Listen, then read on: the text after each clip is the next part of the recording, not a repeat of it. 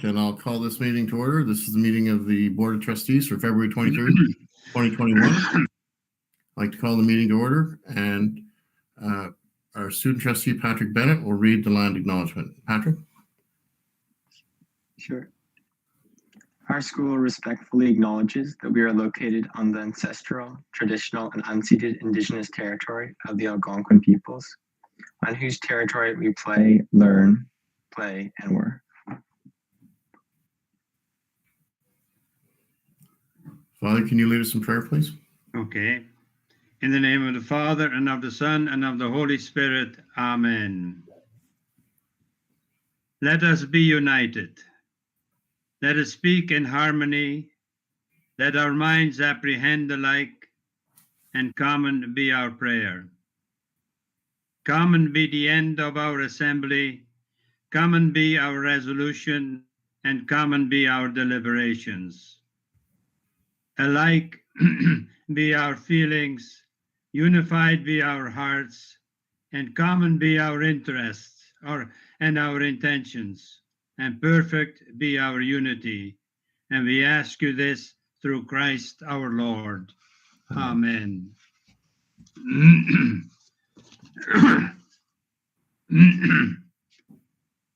We pray for our staff and students, extended family members, especially those who have lost their lives due to COVID-19. And please remember in your prayers the following persons who have passed away.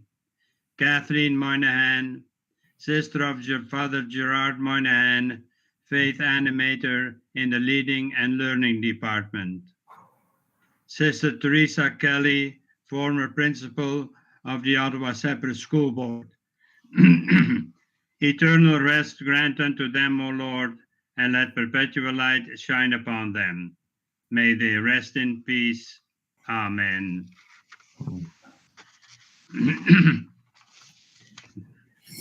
Well, I'm going to come back to you in a minute. We're going to have the national anthem, and then you're going to give us a little bit about St. Patrick. Now, right on. Okay, we'll have the national anthem. Please rise.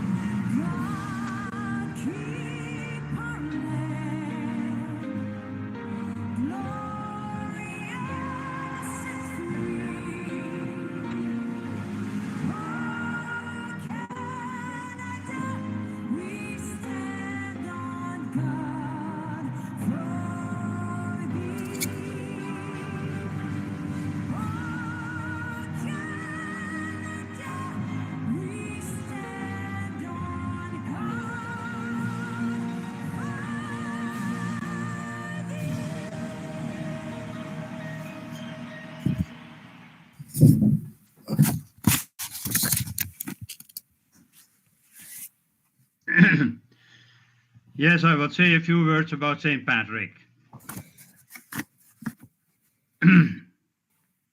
It is interesting to note that the only two saints for the month of February and March, after which two of our schools are named, are patrons of Ireland, St. Bridget and St. Patrick. We dealt with St. Bridget's last time, and we will deal with St. Patrick this time. It is also interesting that both saints lived in the 5th century. Of St. Patrick, we do not know the exact dates of his birth and death. Now, St. Patrick is not Irish by birth. He was born in England, and his father, Calpurnius, was a Roman army official and a deacon, and his grandfather, Potitus, was a priest. But Patrick was not an active believer in his early years. It was the time that England was occupied by the Romans until 1416. That's why his father was an army officer. When Patrick was 16, he was captured by some Irish pirates.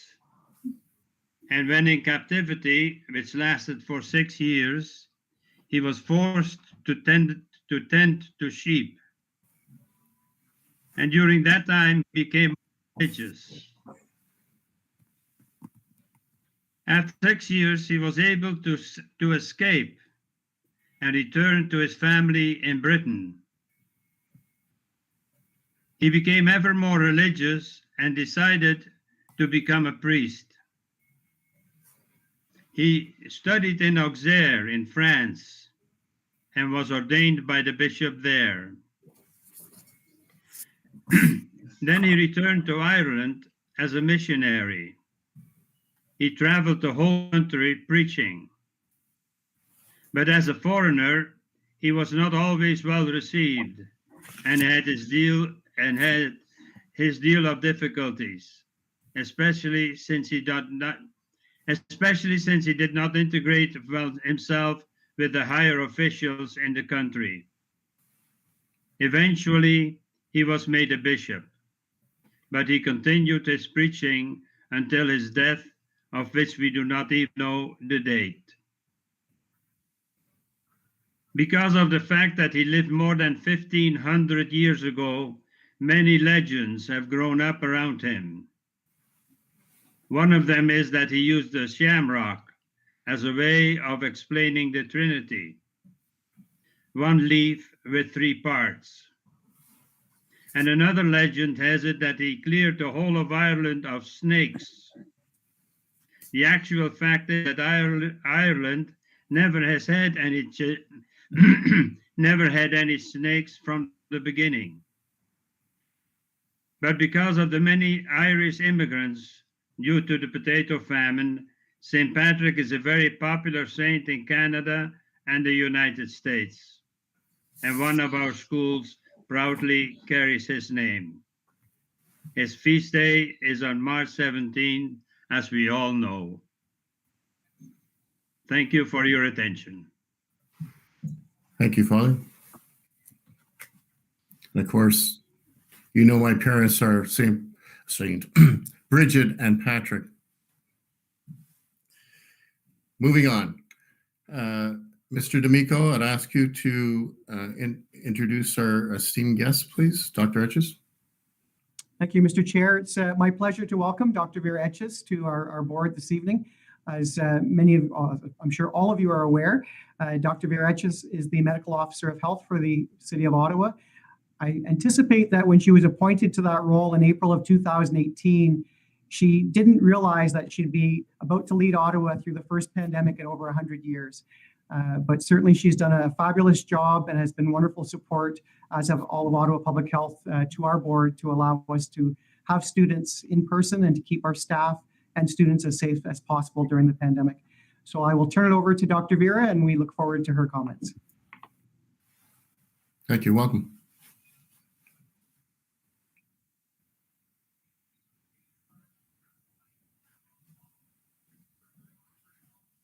No sound.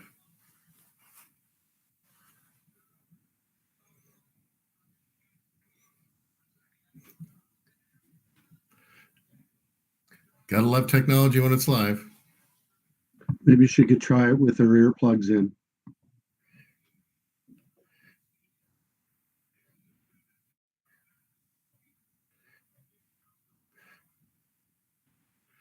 I think she heard you, Glenn.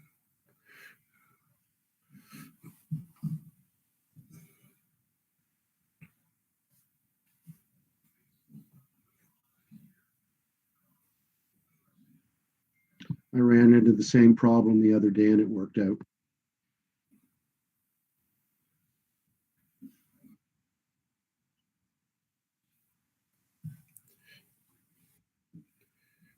Sorry, I didn't hear you. Yeah, I can do that.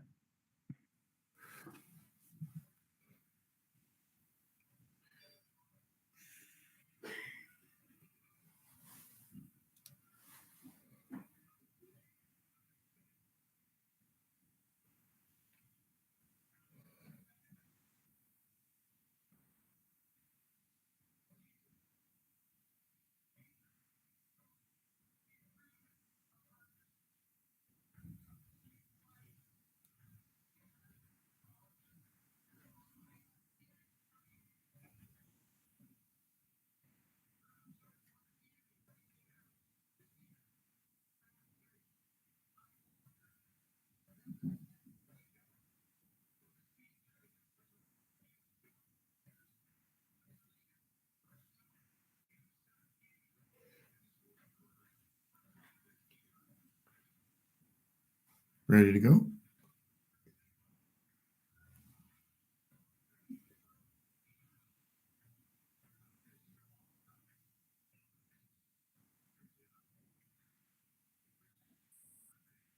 Dr. Etches, your mic does look live, but I can call you on a cell if I can get that number from Mr. D'Amico. I could call you and we could work right off of your cell for sound if that's something we want to try.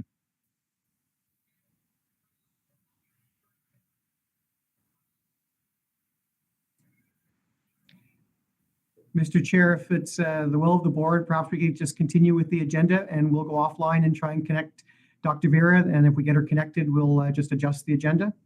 Okay.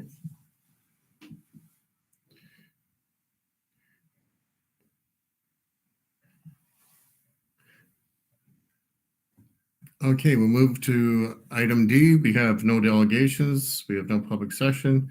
Can I have a mover for the approval of the agenda, please? Trustee Lawrence and Trustee Coburn. That the agenda for the regular board meeting of February 23rd, 2021 be approved as presented. All in favor? Opposed? Carried. Item G, declarations of conflict of interest. We have none. Confirmations of the minutes of the regular board meeting of February 9th, 2021. Can I have a mover, please? Trustee Armstrong, seconded by Trustee Simpson. That the minutes of the regular board meeting of February 9, 2021 be adopted as presented. All in favor? Opposed? Carried. No unfinished business from previous meetings. No trustee motions. Presentation and consideration of committee reports. Committee of the Whole Board, February 23rd, 2021. Mr. Vice Chair. Thank you, Chair. We do have one item from the Superintendent of Human Resources regarding a termination of employment. The motion read as follows: that the memorandum from the Superintendent of Human Resources dated February 17, 2021 be received, and that the memorandum of termination is outlined in the memorandum from the Superintendent of Human Resources dated February 17, 2021 be approved, and that was carried. And it was moved by? Moved by Trustee Coburn and seconded by Trustee Armstrong. Sorry, seconded by? Trustee Armstrong. Thank you. Thank All you. in favor? Opposed? Carried. Item L1, presentation and consideration of staff reports. Memo from the Superintendent of Student Success Elementary, read kindergarten in a virtual learning environment. Welcome, Superintendent Montgomery. Thank you and good evening, everyone. I might have to share my screen if Superintendent Edwards might be busy helping get the sound back. So if that happens, I'll just share my own screen. But in the meantime, I am pleased to welcome Kim LaSalle, Coordinator of Elementary Student Success, and Patty Luxton-Moore, Consultant for Math and Kindergarten this year. They will be highlighting that despite the pandemic, some innovative professional development approaches have been growing to support our virtual kindergarten educators. They will also highlight strategies that have been used specifically in our virtual kindergarten programs. So I will ask Mr. Edwards to go to the second slide.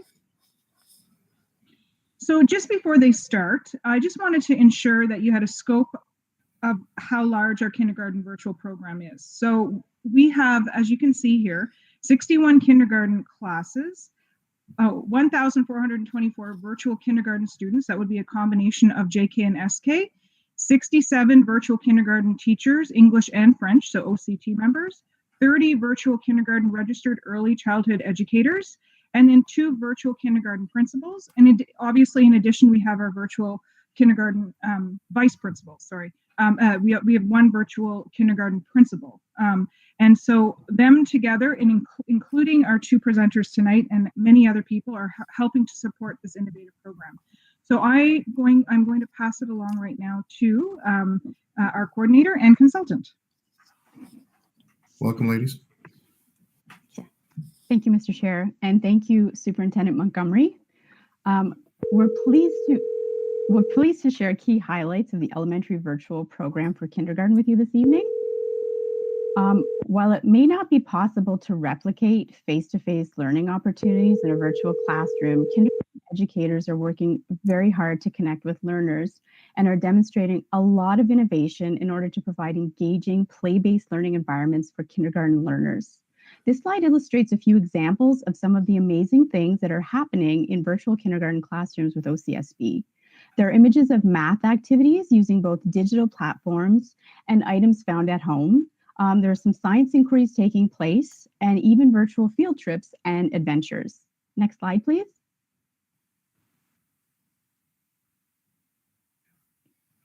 And next slide as well, please, sorry. So this slide has some examples of literacy read-alouds and shared writing activities that are taking place, as well as French and art and opportunities for fitness breaks that are being incorporated into their day. There are also a few pictures of what playtime looks like in some virtual kindergarten classrooms on this slide. Faith is also a part of the virtual kindergarten program through daily prayer, the use of the kindergarten faith program in God's image, and virtual liturgies as well. Since the creation of the slide deck, there have actually been a number of tweets shared depicting Shrove Tuesday activities and Ash Wednesday liturgies that have been occurring in virtual kindergarten classrooms as well. Next slide, please. This is a sample of a schedule from a kindergarten virtual classroom. You can see the day is broken up into different parts. Learning time refers to time that children can spend online in real time with a live educator support. This is known as synchronous learning time. In virtual kindergarten, learners are only expected to spend 180 minutes of their day doing synchronous learning time, whereas in grades 1 to 12, they are expected to do 225 minutes of synchronous learning. Independent learning time is for self-directed learning without a real-time or live educator support. This is known as asynchronous time or learning. Learning through play has been scheduled into their day as well, and this is time that's built into the day to facilitate play among learners. Kindergarten in Ontario is a play-based program. Therefore, it's important to build this into virtual kindergarten learning as well, and it's something that we have been encouraging, discussing, and supporting in virtual kindergarten classrooms. Next slide, please.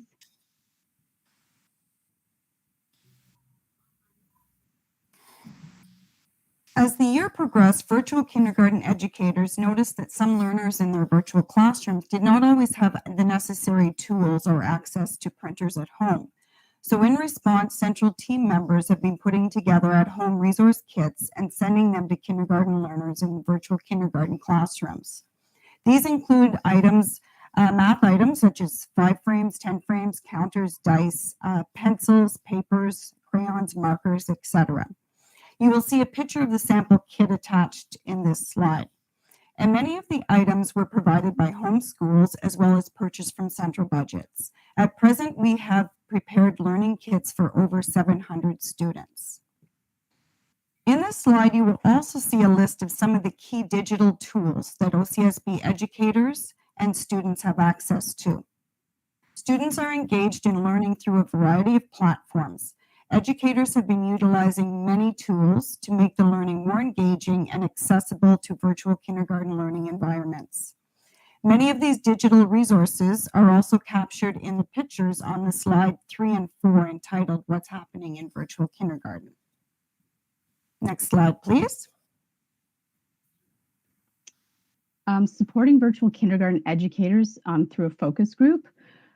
We have a focus group which consists of an amazing group of dedicated educators. They are teachers, so OCT or registered early childhood educators, RECEs, and they meet with us once a month to share their insights, their experiences, and things that they have been learning in the virtual classroom along with their students.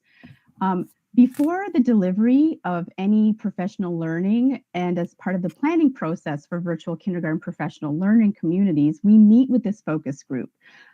This group of educators assists with the planning sessions because we want any professional learning that is created and offered to be helpful, purposeful, and relevant to what educators are experiencing in the virtual classrooms, and we want them to feel that they're being supported. The focus group educators are volunteering their time to do this to support the professional learning of not only themselves but the growth of all virtual educators and learners. We'd invite you to take a look at some of the quotes above from kindergarten educators regarding creating connections with students. This has been an area of focus and discussion since the first professional learning community that we held as early as December. Next slide, please. Virtual kindergarten professional learning communities. The goal of the virtual kindergarten professional learning community is to provide support, professional learning opportunities specifically designed to meet the needs of our elementary virtual program kindergarten educators. So virtual educators do not have the ability to walk into the classroom next to theirs and discuss programming or activities with their colleagues the same way that educators in brick and mortar buildings do, which is why we want virtual educators to feel heard, supported, and connected. And that's why we've been offering and creating professional learning for virtual kindergarten educators. The professional development model that we have adapted for virtual kindergarten has received a lot of positive feedback from the virtual kindergarten educators. And as a result, the model that we have developed and adapted for our kindergarten virtual educators is also being adapted for grades 1 to 6 educators that are teaching virtually as well. Next slide, please. On this slide, you will see a summary of professional learning communities, and opportunities that have been offered and are upcoming. As well, there are many other professional development opportunities being offered outside of school hours that many of the kindergarten educators are taking advantage of. Some of the areas of focus include using digital tools to support learners, a focus on language development and mathematics, assessment practices, conscious discipline, and play-based learning. Next slide, please. So we always begin our kindergarten professional learning community meetings with some good news sharing. Educators are receiving some great feedback from families. And on this slide, you will see a letter that was shared recently from a parent to one of the kindergarten educators in the elementary virtual program. This parent clearly expresses gratitude for allowing time to create connections with peers and opportunities for play. We thank you, Mr. Chair, for your time and allowing us to share some of the key highlights from the elementary virtual kindergarten program. We are pleased now to take any questions that you may have. Thank you very much, ladies. Thank you. Questions and comments? Trustee Curry. Oh, thank you, Mr. Chair. Through you to either Kim or Patty, I was wondering, being in a virtual environment in kindergarten, does that have any effect on any students who might need special accommodations or have special needs? Would they be assessed before they ever get to kindergarten, or is kindergarten in a virtual environment as good as in an in-person environment? Can a teacher identify those students who might be in need?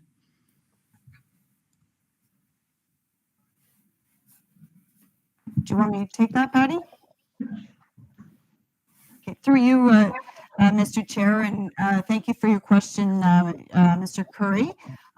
This is a question that does come up, and we know that our virtual educators also are supported with an registered ECE in the classroom, and they are always, just like they would in the classroom, providing observing students, documenting student learning, and of course, there's always a resource teacher available to support as well if they have any questions about the child's progress in the classroom.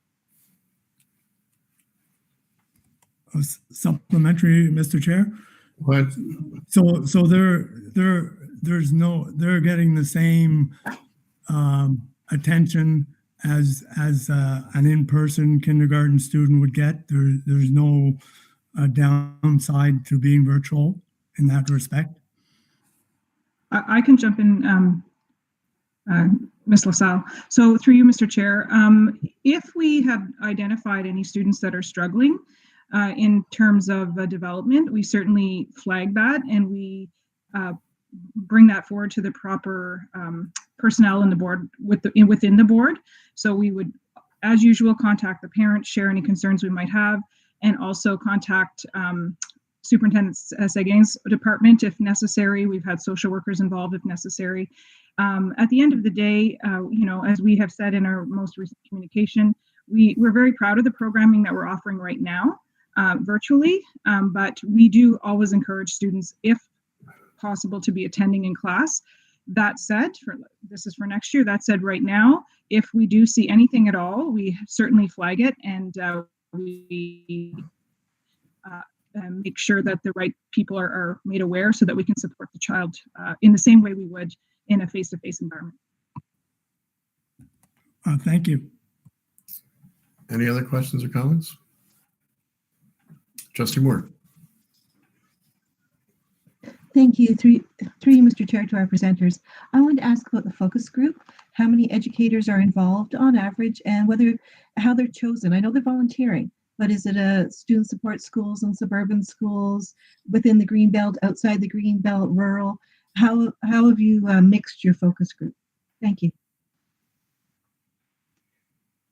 I can take this one, Ms. LaSalle. So through you, Mr. Chair, the focus, to answer Trustee Moore's question, the focus group, they volunteered. We opened it up we sent an email to all virtual kindergarten educators, and we asked them if there were any that were interested in assisting. It was voluntary basis, and we do have a very broad range of experience. We have fairly new educators, teachers, but we also have registered RECEs, so early childhood educators, and they're from all over the city, because with virtual, there are many classrooms that are blended, and you might have some students from Barrhaven, but then you could also have some students from Orleans as well. So they're very blended, and they're from all children's support schools and all over the city.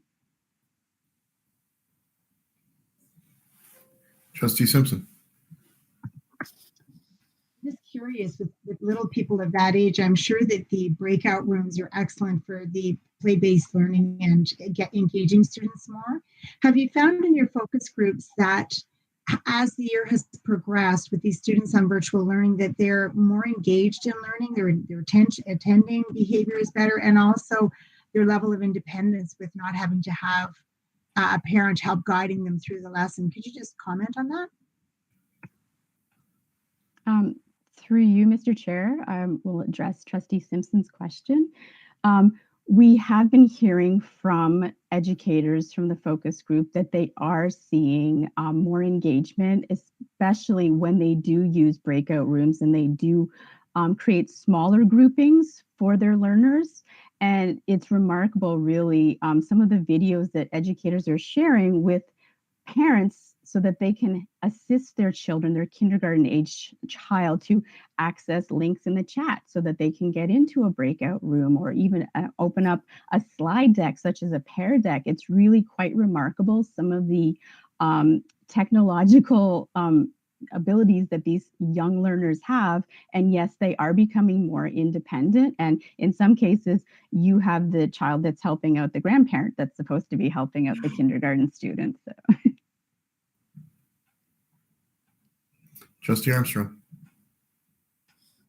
Through you, Mr. Chair, just interested what a Google Music Lab would look like in a virtual kindergarten class. Through you, Mr. Chair, I will address Trustee Armstrong's question.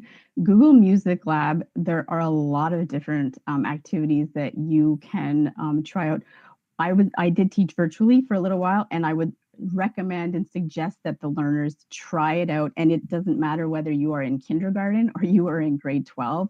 There are so many opportunities and different strands of art that you can play with, and really you're playing, you're exploring. There's visual arts, there's music, there are all kinds of really interactive and engaging activities that you can do in Google Music Lab, whether, like I said, you're a kindergarten student or a grade 12 student or an adult like myself. I spent lots of time exploring with Google Music Lab myself. I'll try it with my daughter tonight. She plays piano, so thank you.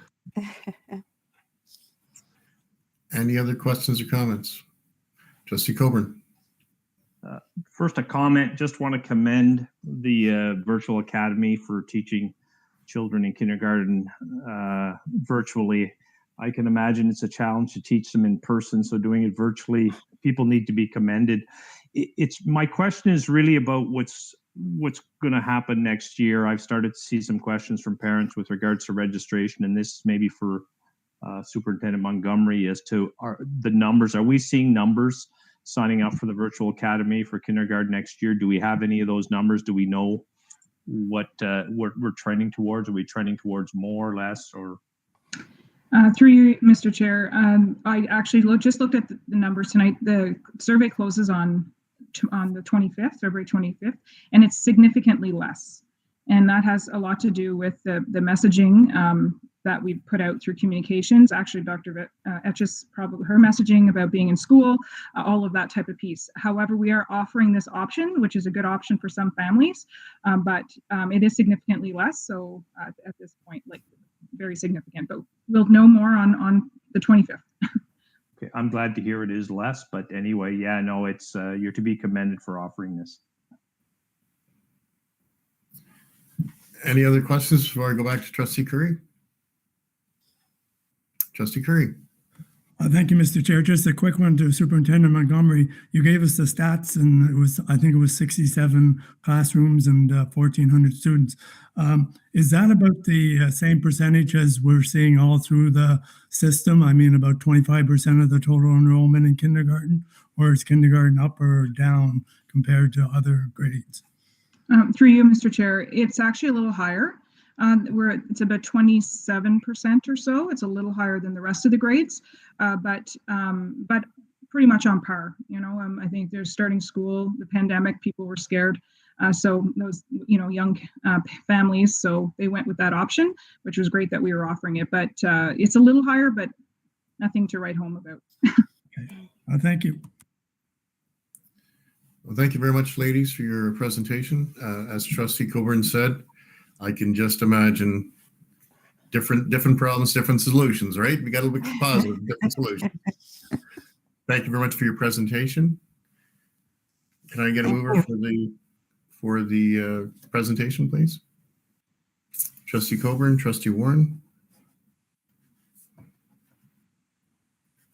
That the memorandum from the Superintendent of Elementary Student Success dated February 16, 2021, entitled Kindergarten in a Virtual Learning Environment be received. All in favor?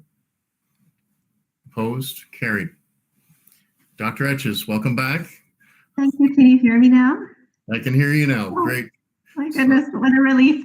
And I apologize, Chair and Board, for the misuse of your time there with our technical difficulties. Mine. but yes, I'm very happy to be here. I'm glad that I heard the presentation that just happened because it is incredible how the school boards, the teachers have pivoted and really problem solved and been creative. It's not easily done. It comes with a lot of work, and I just want to say thank you. Okay, so we're going to defer to Director D'Amico to do your introduction. I think we heard the majority of the introduction earlier on, so I'll just turn the time back over to Dr. Vera, Mr. Chair. Yes, so I think I'm happy to speak a little bit about our experience, about where we're at right now, and what I see going forward. But I think I don't know how much time you would like me to have on the agenda, but I'd be very happy to leave the majority of it for questions so that I can really make sure that I answer what's of most interest and importance to the board. So maybe if you just give me a signal of the total amount of time, I'll just be sure to time my responses appropriately. You're good. You've got 10 minutes.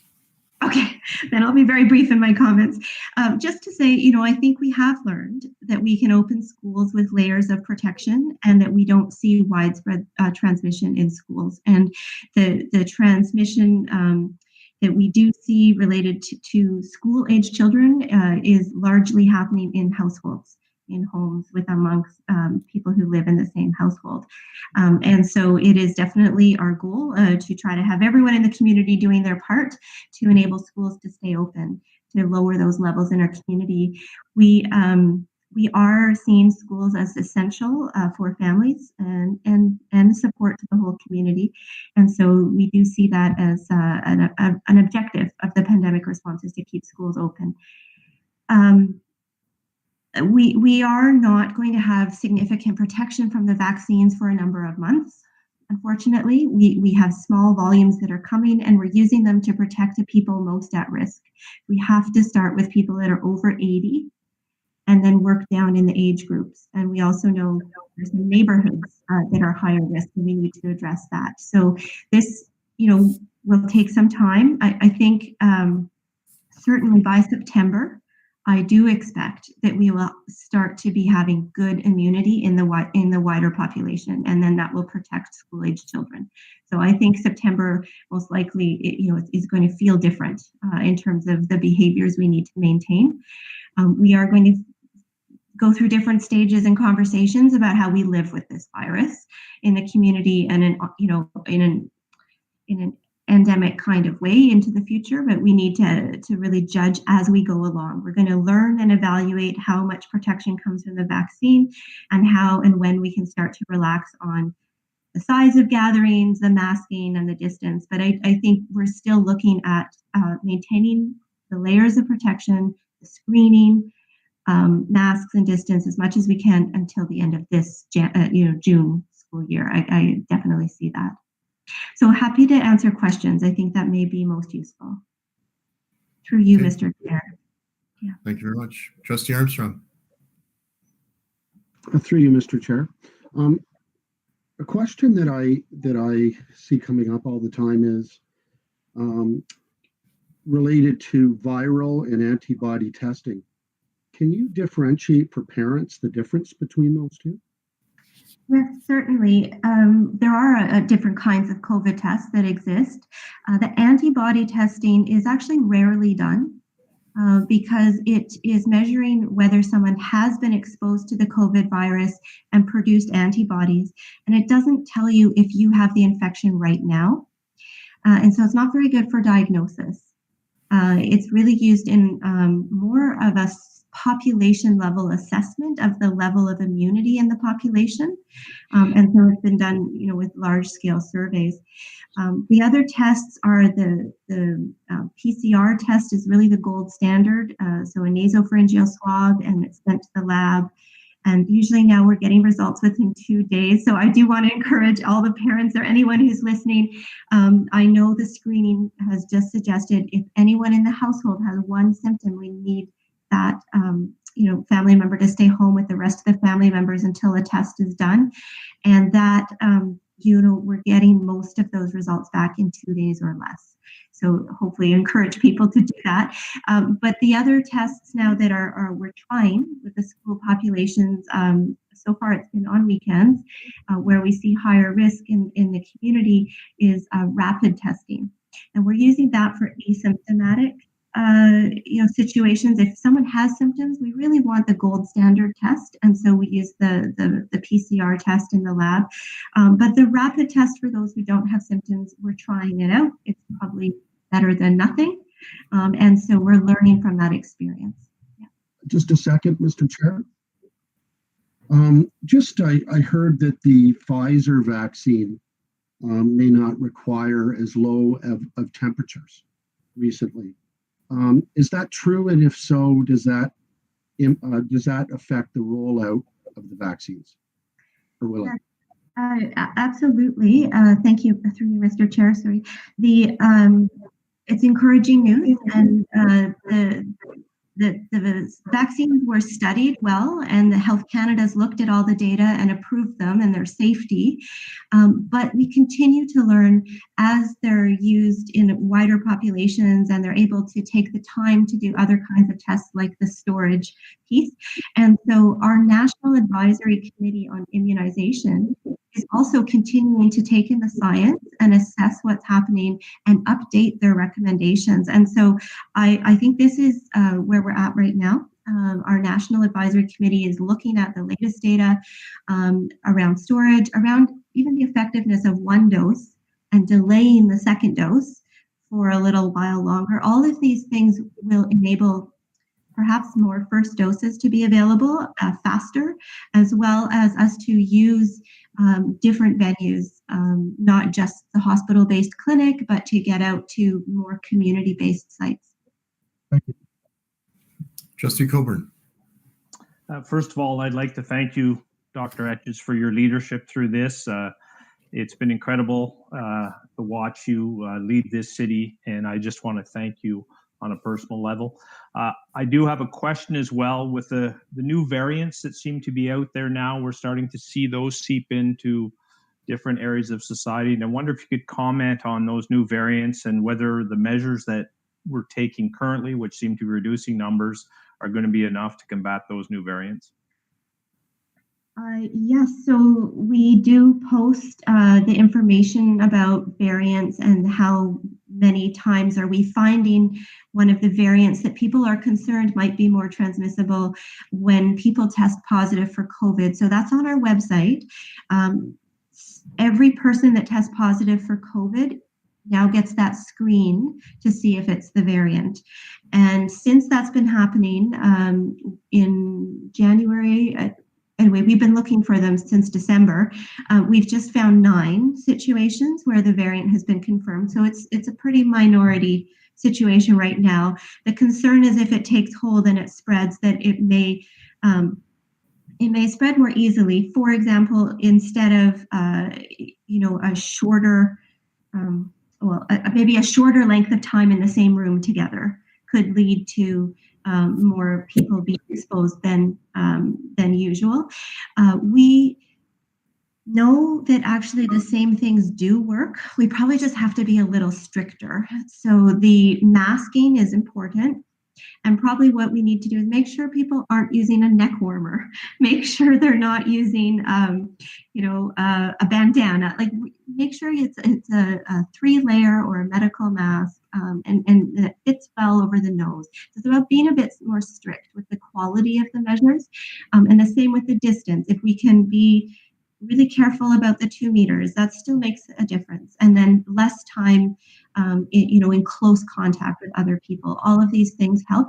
And certainly the most important thing in the school setting is still screening. So making sure that people don't come to work sick with symptoms. So the measures, they do all apply, they will work. I want to share 2 examples just quickly, just to say in the United Kingdom and in South Africa, they've had widespread variants of concern and they've still brought the levels down. So it is possible. Good, thank you.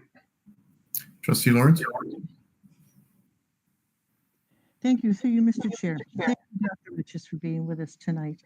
in your busy life. I met you a few years ago at the Congress Center, and I didn't have a clue who you were. And of course, now you're a household name, whether you like it or not.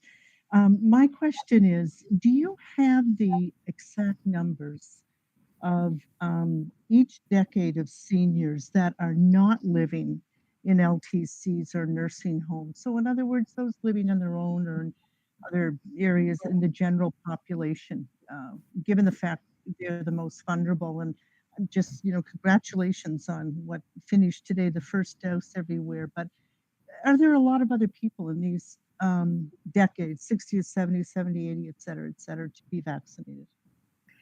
Yes, thank you through you, Mr. Chair. Absolutely. We have a wonderful team at Ottawa Public Health, and I'll pass on your thanks to them for all their hard work, including some epidemiologists who have calculated the numbers of people that need to be immunized per 5-year age group. We could go down lower than that, but we anticipate 5-year age groups, starting with people who are over 80 very soon.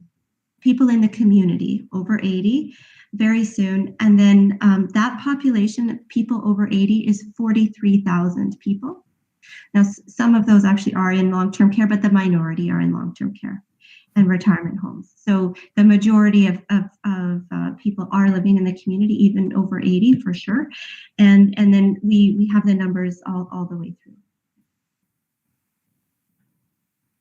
And follow up, Mr. Chair, please. Go ahead.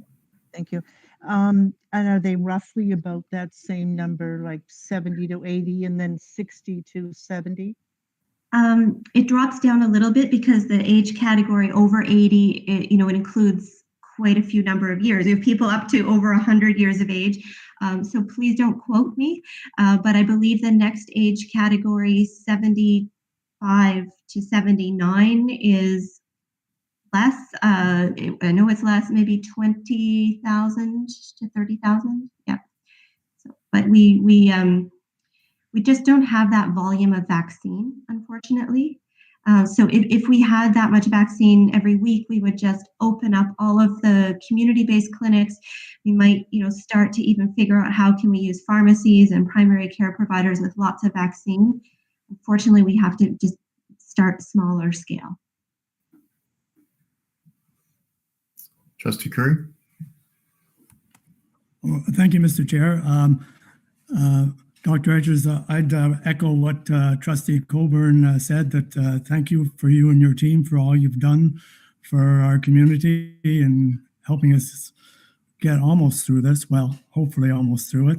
I was just wondering, and maybe this information has already been determined, if we get so much that it's hard to keep track of everything, and also in view of your comment about how schools are not the mass spreaders that was first believed. I was wondering, where do education workers, and I even include school bus drivers, come in the priority to get the vaccine? Are they being prioritized, or are they just when their age comes up?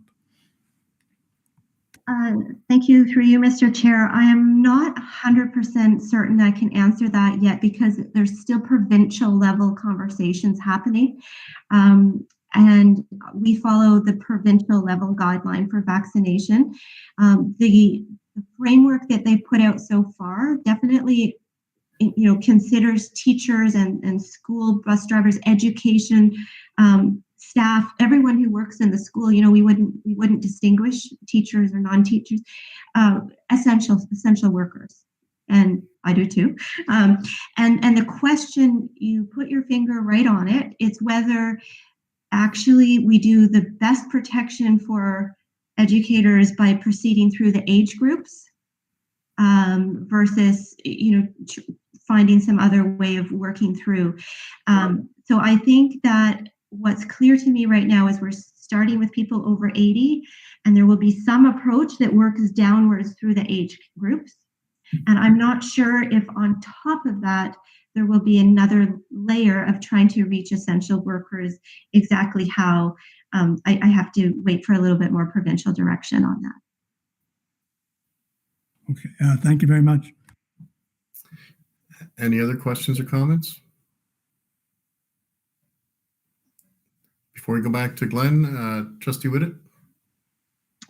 Thank you, Chair. Through you, Dr. Etches, I just want to echo my colleagues and also pass on my personal thanks for the work that you and your team are doing across the city, and especially in my zone, which has a number of at-risk communities in Kitchissippi and Bay wards. So I do really appreciate that.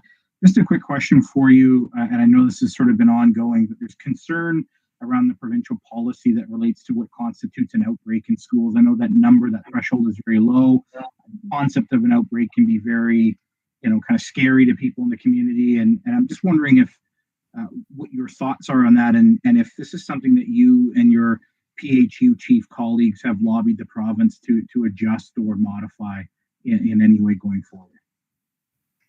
Thank you, through you, Mr. Chair. That feedback is something I will reflect on with the team in terms of your observation that even the word outbreak could be scary, because you're right. It's usually 2 children or 2 people that are involved. I don't. It's the majority of the time, we're not seeing anything in the 2 digits, right? So I think the idea of changing the outbreak definition has not been raised because we want a low threshold for action in schools. We're trying to be as protective as possible of the school population.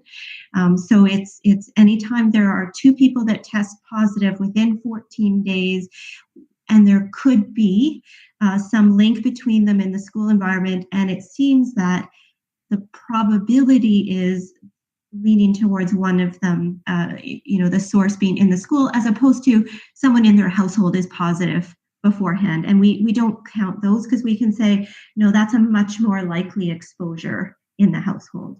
And so we wouldn't, the balance of it wouldn't point towards the school. So I would say we haven't tried to change the definition, but we'll take that back in terms of the messaging, see how we could describe that better. Any other questions or comments? Trustee McEwen? Thank you, Mr. Chair. Through you to Dr. Etches. Again, thank you so much. We did not know so much. Public health and epidemiologists are well known these days. I was wondering if you have any information or about vaccinating children and the research that might be going on around that. Through you, Mr. Chair. We know that some of the vaccine companies are starting to do trials in children down to age 12 is the latest that I heard. I haven't heard lower than that. Again, it's our National Advisory Committee on Immunization that would take in the studies and make any recommendations about how to use the vaccines. I don't foresee in the near future trying to immunize children. Yeah, but we should see that protection by reaching, the vast majority of the adult population, and to be, reassured that in Ottawa, 84% of adults eligible said they would be seeking the vaccine. So I think we'll be able to get the herd immunity required.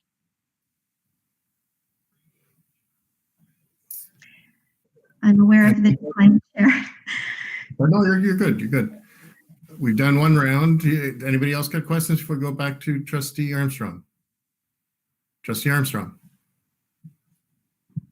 Through you, Mr. Chair. This was my 3rd question, but I don't like to ask 3 in a row. Just in the States recently, they mentioned that they could be reaching the point of herd immunity. I'm just wondering where you feel we are in the case of herd immunity, or if you have any predictions, and how important is it to reach that point? Okay.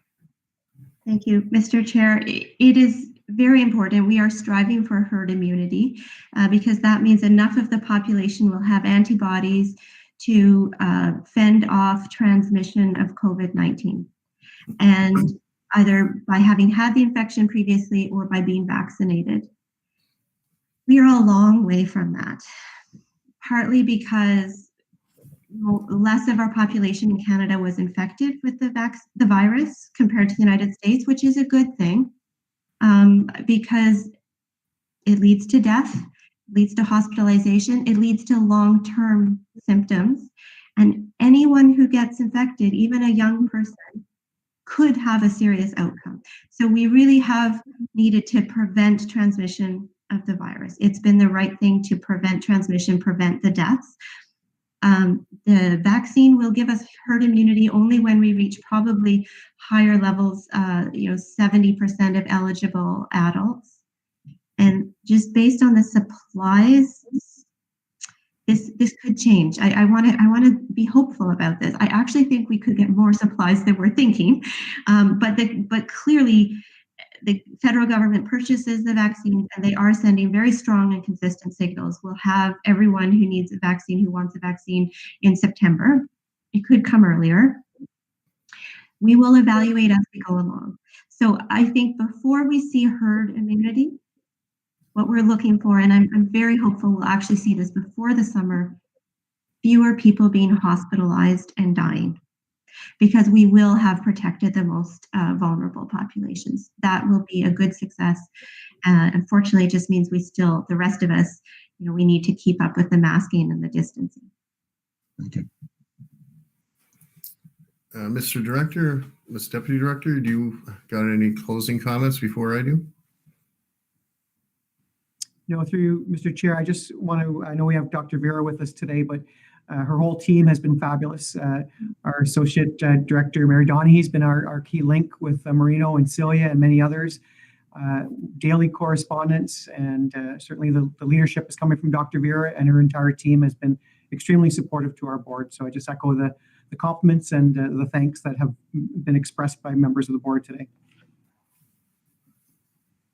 And Chair, I have to convey, it is a true collaboration and a partnership. Tom mentioned Mary, like the weekly meetings from months and months and months ago.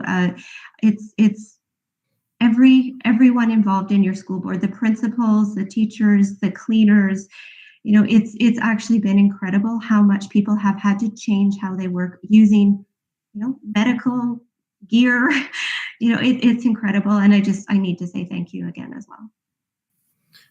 So my closing is we appreciate the support and advice that our board has received from you and your staff at Ottawa Public Health since last March and when the initial school closures were announced. As a public figure, we know that how busy you are, and we know you are also a mother of a school-aged child.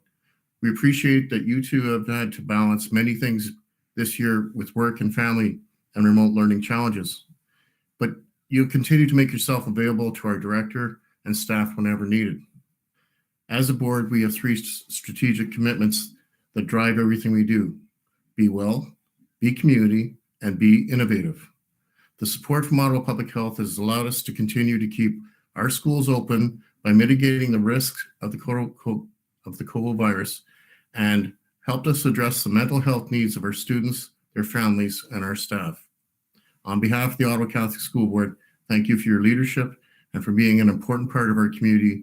And we thank you and hope you and your family will also be well through the pandemic. Stay safe. Thank you.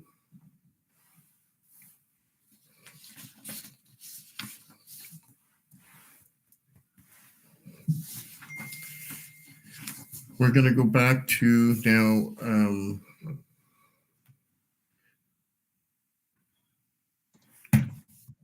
L2, Mr. Chair. Number L2, memo from the Director of Education, Communication and Department update.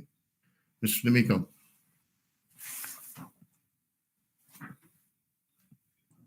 Thank you, Mr. Chair. It's my pleasure to welcome 2 people that you're very familiar with. So our Manager of Communications, Charlene Hunter, and you may have not seen John in this new role, but our Assistant Manager of Communications, John Wani. I'll turn it over to the 2 of them to share some of the great work that our Communications Department has taken on this year, especially important during the pandemic. Good evening, Chair, Vice Chair, and trustees. Thank you for allowing us the opportunity to highlight the work of the OCSB Communications Department. Next slide, please. As the manager of this talented group of communication professionals, I'm routinely impressed by their creativity, compassion, and their "how can I help" attitude. Although we are all assigned responsibilities on any given day, you can see all of us working collectively to produce content, design advertisements, create and distribute parent information, offer opinions, and/or a helping hand. Our department has recently grown. The communications department is now responsible for the reception duties and the mailroom. Next slide, please. When the pandemic struck, continuing education needed to find ways to communicate with all their students, be they students attending St. Nicholas Adult High School or international students. We focused on digital methods. For example, the continuing education Twitter account grew from an average of 65 impressions a month to an average of 53,600. This happened during the pandemic, while continuing education's Facebook posts reached close to 45,000 people during that time. Meanwhile, the new visually appealing website at St. Nicholas Adult High School saw its website traffic go from 4,000 visitors a month to the current average of almost 13,000. And when it came to our international student programs, we used platforms such as webinars, information booklets, social media, and marketing material for our virtual fairs and conferences. During the pandemic, our primary focus has been communicating student safety and travel measures that are available in multiple languages. Next slide, please.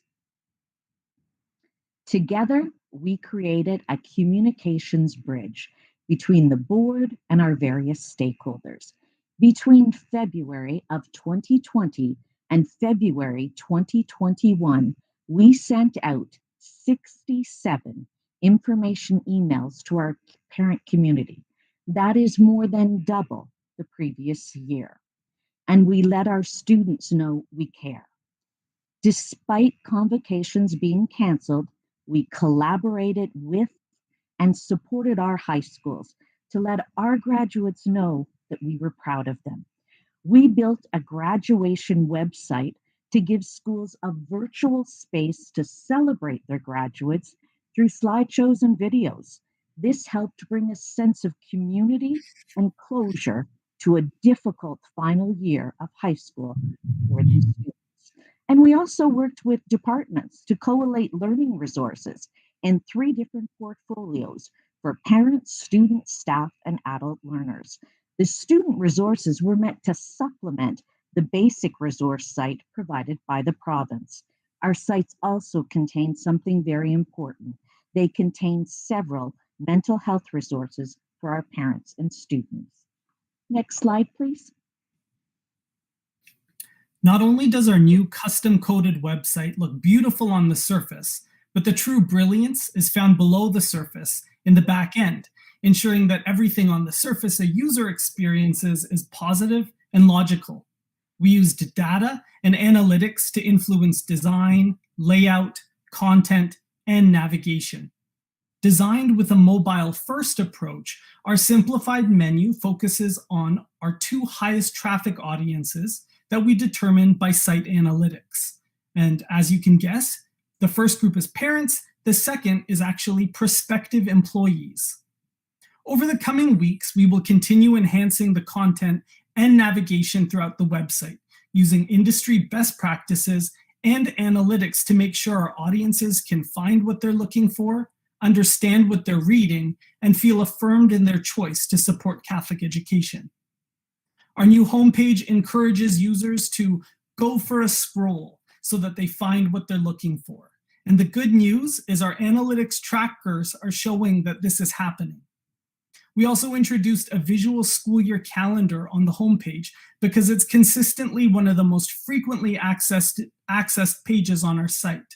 And we integrated social media content right on the homepage. Next slide, please. We're in the process of refreshing every school website using new Google Sites. Our mobile responsive design is clean, modern, and easier for parents to navigate. High school sites will be complete by the end of February and elementary sites at the end of August. This fall, we also created 2 virtual school websites to keep virtual parents informed and foster community. Next slide, please. I hope you've noticed our advertising. Our advertising campaigns are designed to create awareness about our programming, our uniqueness, and our sense of community. This year's year-long kindergarten campaign focuses on the positive experience we provide our students when they join the OCSB family. Our kindergarten campaign captures the joy, magic, and energy that's found in our Catholic elementary schools. We have put together custom welcome packages that will be mailed to new kindergarten families this spring. The packages contain a set of Google goggles to take a 3D tour of their new classroom, Emily pressed labels for their shoes, a kindergarten readiness activity book that we produced in-house, crayons, and a sticker. Our high school campaign mirrored the kindergarten's campaign look and feel to encourage ad recall. The underlying message is that at your Ottawa Catholic High School, you can write your own story, be successful, and demonstrate the Ontario Catholic graduate expectations all at the same time. We launched the OCS Birthday Club in September 2018, and we are pleased to see the impact that it continues to have in our community. Parents sign their children up from birth to age 4 to receive a birthday card in the mail. And when they become eligible to register for kindergarten, we share registration information with them.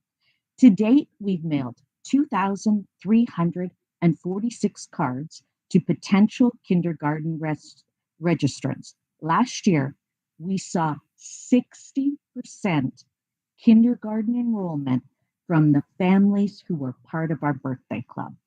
Next slide, please. Our combined social media following grows daily.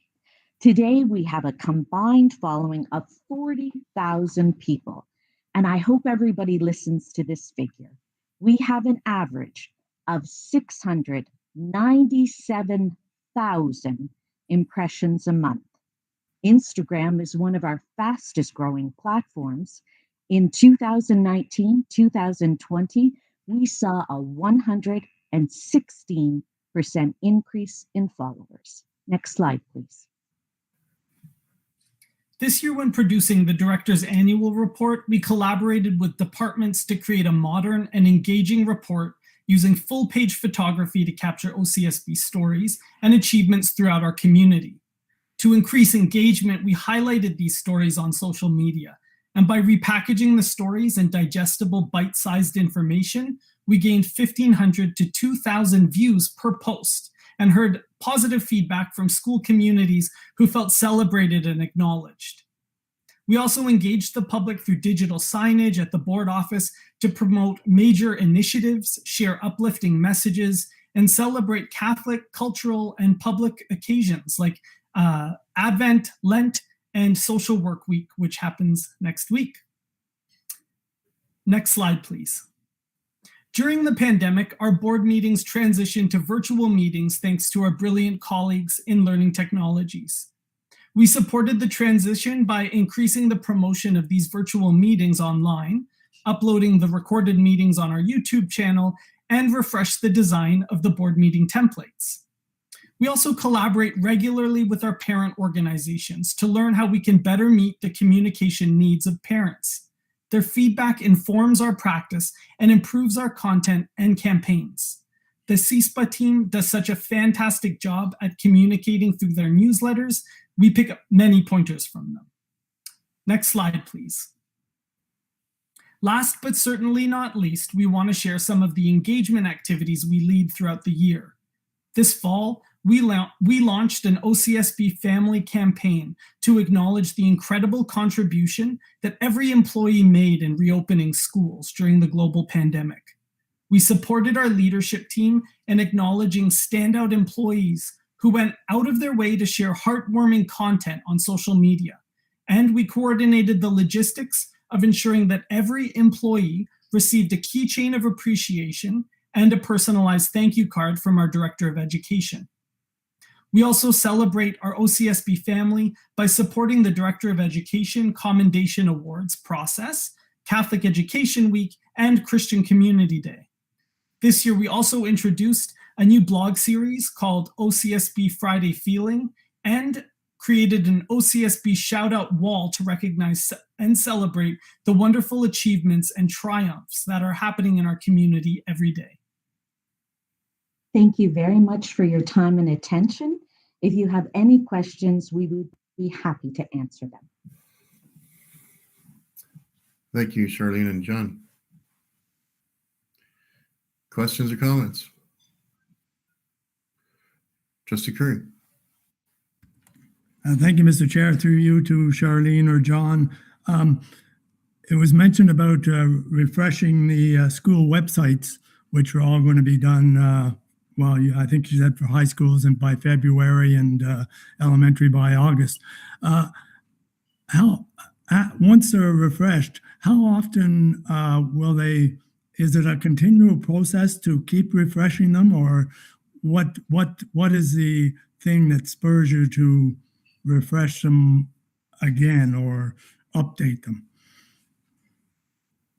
Through you, Chair, to Trustee Curry, we continually update the website. We provide information. So for example, if we are sending out a document to our parent community, that information is placed both on the board website and on the individual school websites. But we needed to do some work on our Google sites. So we are pushing forward so that it is accessible to all. Okay, thank you for that. A supplementary, Mr. Chair? Go ahead. I was just wondering, through you, Mr. Chair, to Charlene, I would suppose, is the current communication procedures with OSTA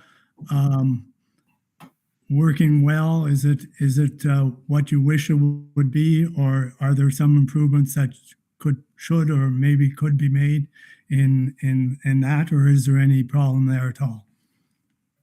We have a wonderful working relationship with OSTA. Their manager, Vicky, is always willing to talk to me if we have suggestions or if we have ideas on how to improve.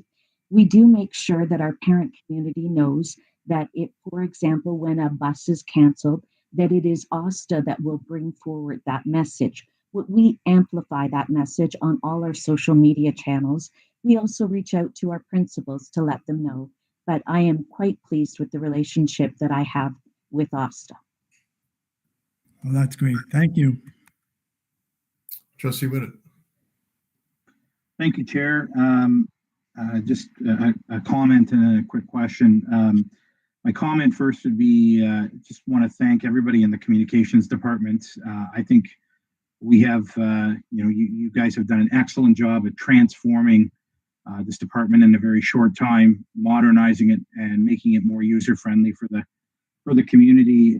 We've made some excellent hires and promotions in the last few months, and it's really paying dividends. We certainly are the gateway to the community, and I'm noticing whether Charlene, you mentioned our kindergarten year-long campaign, the bus ads, the increased traffic on social media. It's absolutely phenomenal to see the message being spread across the community. I'm just curious about with all of this new sort of technology and ways to access information, are we surveying parents or users of our system to get feedback on how they feel the communications products are serving them, and how the different platforms are usable for them? Are we getting that data back from our users and their community? Through you, Chair, to Trustee Whittet, to be honest with you, we have been so busy dealing with the pandemic that we haven't done a formal survey in that regard, but we are so fortunate to work with our parent communities. CSPA and PIC have been absolutely informative in how we go forward. We talk to them regularly. We ask them if we're doing a good job. The newsletter that they produce is one of the finest that I've seen in the province. So we are working together collaboratively as a team. I do hope in the months going forward that we will be able to go out and see what did we do right, what didn't we hit the mark on, because as you said, our job is to ensure that the community knows what we're doing. So it is a goal that I haven't met yet. Any other questions or comments? Trustee Moore, then Trustee Colbert. Okay. Thank you, through you, Mr. Chair. Thank you very much for all the hard work done at communications. I really appreciate it. Natalie was a charm to work with, and thank you for your iPad to use as a script reader, and it was great. Thank you very much. But I didn't hear you say it, and I was wondering if you could talk a little bit about, I was looking at YouTube the other week and happened to see Namir and Patrick on it, talking about how to become a student trustee. That was a question that came forth a couple years ago.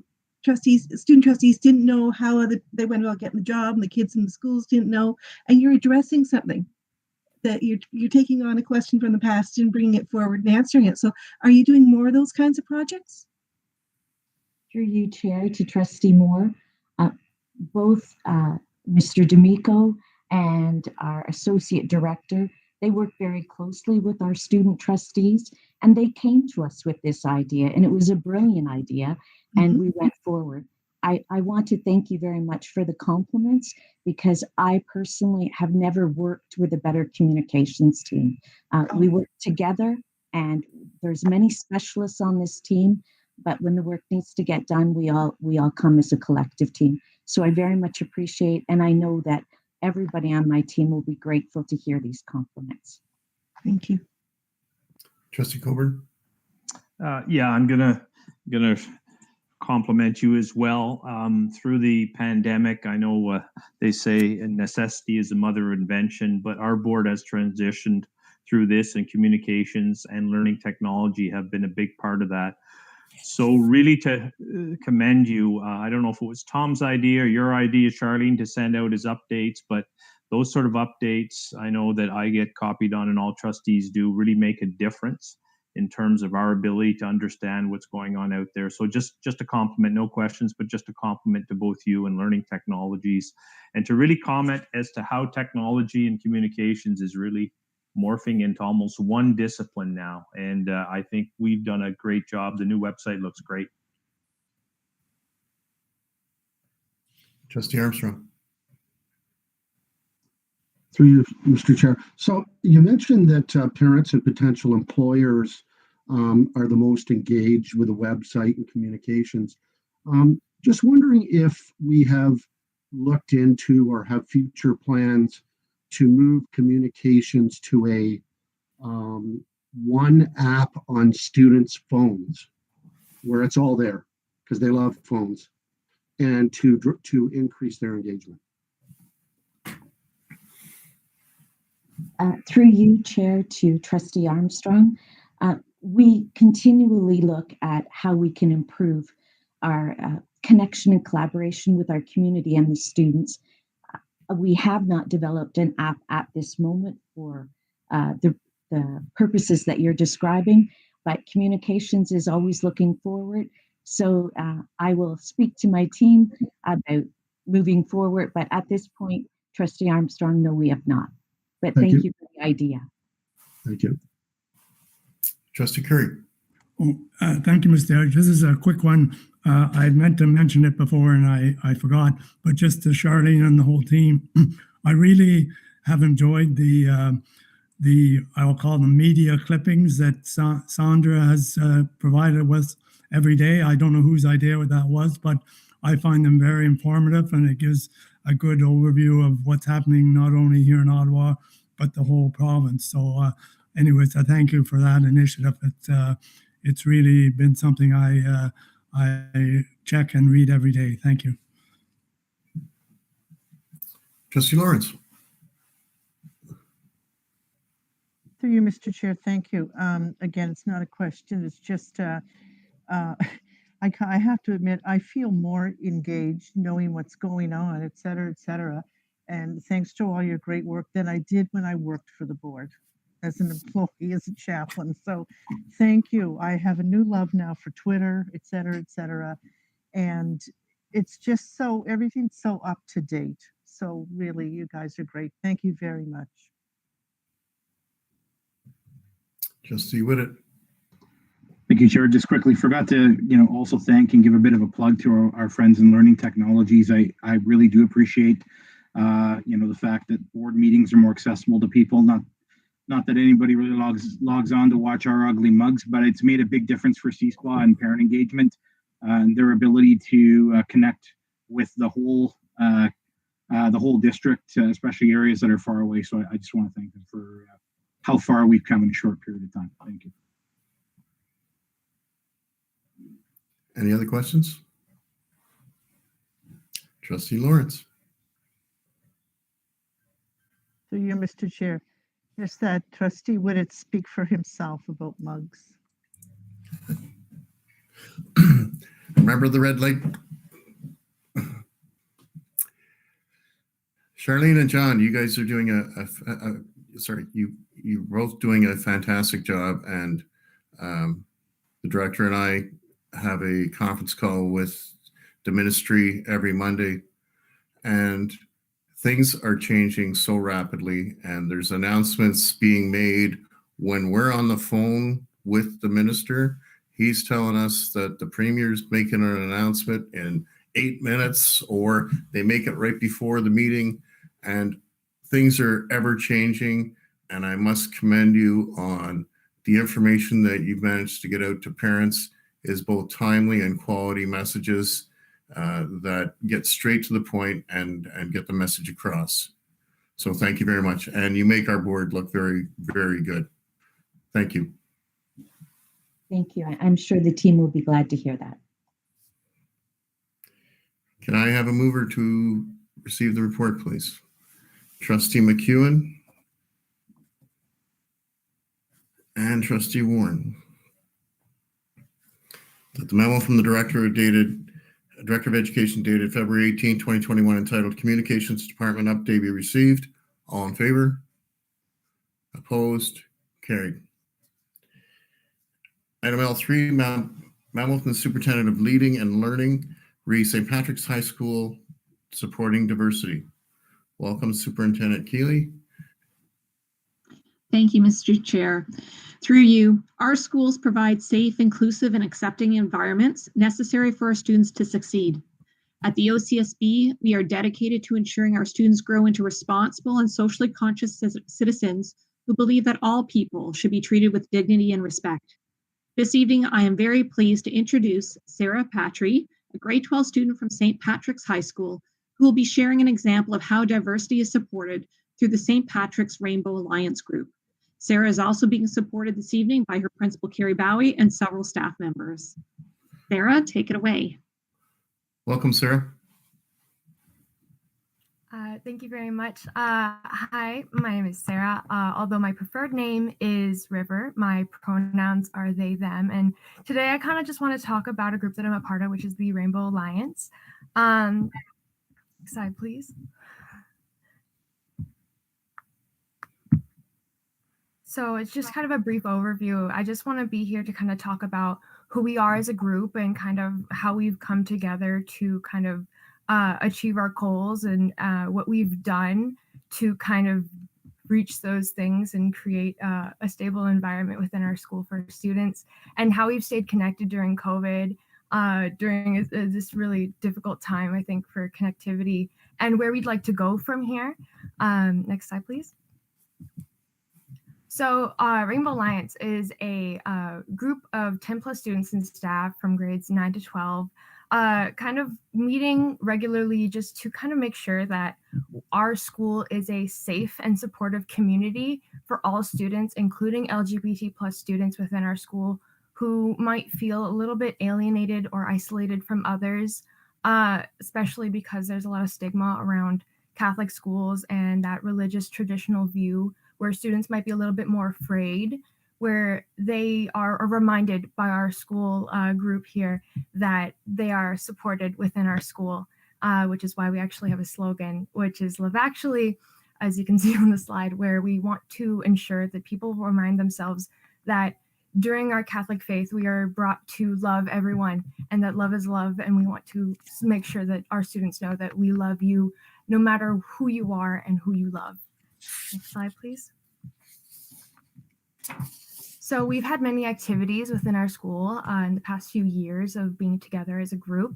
And we've worked together to kind of regularly meet and kind of make sure that we're on track with our goals of making sure that our school is a safe environment for everyone, while kind of just being together as a group, but also trying to ensure that our school community as a whole is getting together and, you know, having these activities as a larger part of our school community to ensure that everybody is aware that we have a group like this, and that even though they might not be a part of our group, that they are a part of our school and a part of our family in that respect, and staying connected within each other. So we've had things like International Day of Pink that we've brought each other together and kind of talked about that. We've had a lot of really amazing activities to make sure that we have a regularly updated Instagram, as you can see on the slide, and kind of making sure that we're connected and updated with each other, just as an entire community as a whole, without that fear of rejection. And we've done things like rock painting and a Kahoot trivia night, and just to make sure that, you know, we have that sense of community within our school. Next slide, please. During COVID, being connected with the other people has been very, very difficult.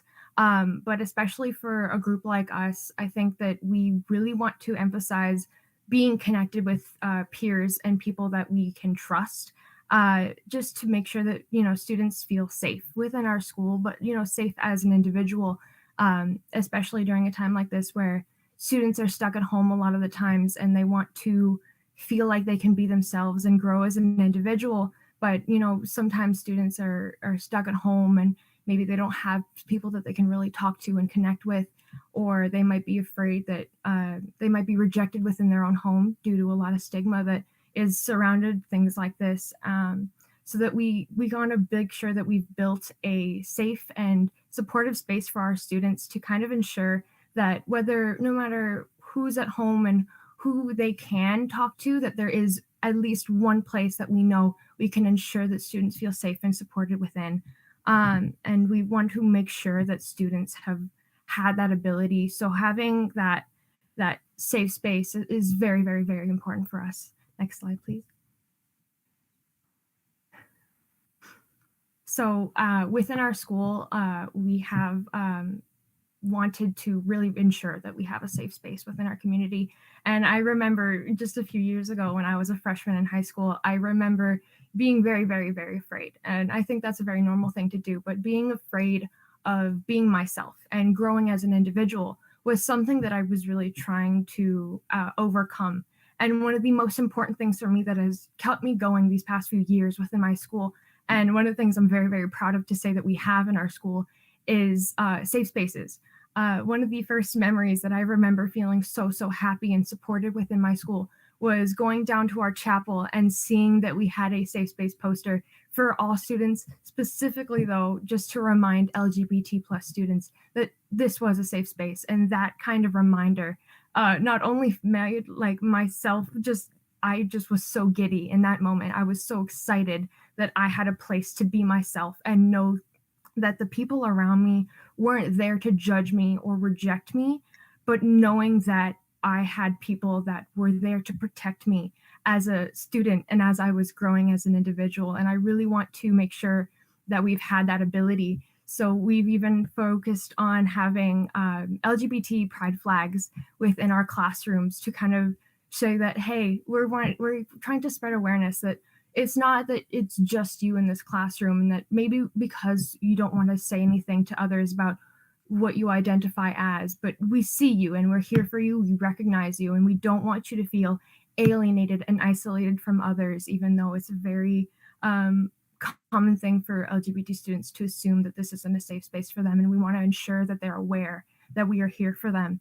And so having these safe spaces and having that recognition within them and being able to spread that awareness and that support and love towards all students, no matter who they are, is very, very important for us. Next slide. So another thing that we really, really want to focus on is talking about pronouns. And one of the very, very first things I said here was that I had a preferred name and that I stated my pronouns. And that's something that I really think within our school that we're trying to focus on and bring more attention to is normalizing that introduction with our pronouns. So saying, hello, my name is this, and these are my pronouns, I do have a preferred name, is something that we really, really want to focus on as well within our schools to ensure that students feel that they are being seen, even though they feel like they can't outwardly express themselves without that invitation due to, that fear of rejection and that fear of, being hurt by what might be the response. And so one really amazing and wonderful experience somebody in our actual group has relayed to me was that a teacher on one of the first days of school had gone down the attendance list. And, as normal, a teacher would say, if I mispronounce your name, please let me know and I will fix it.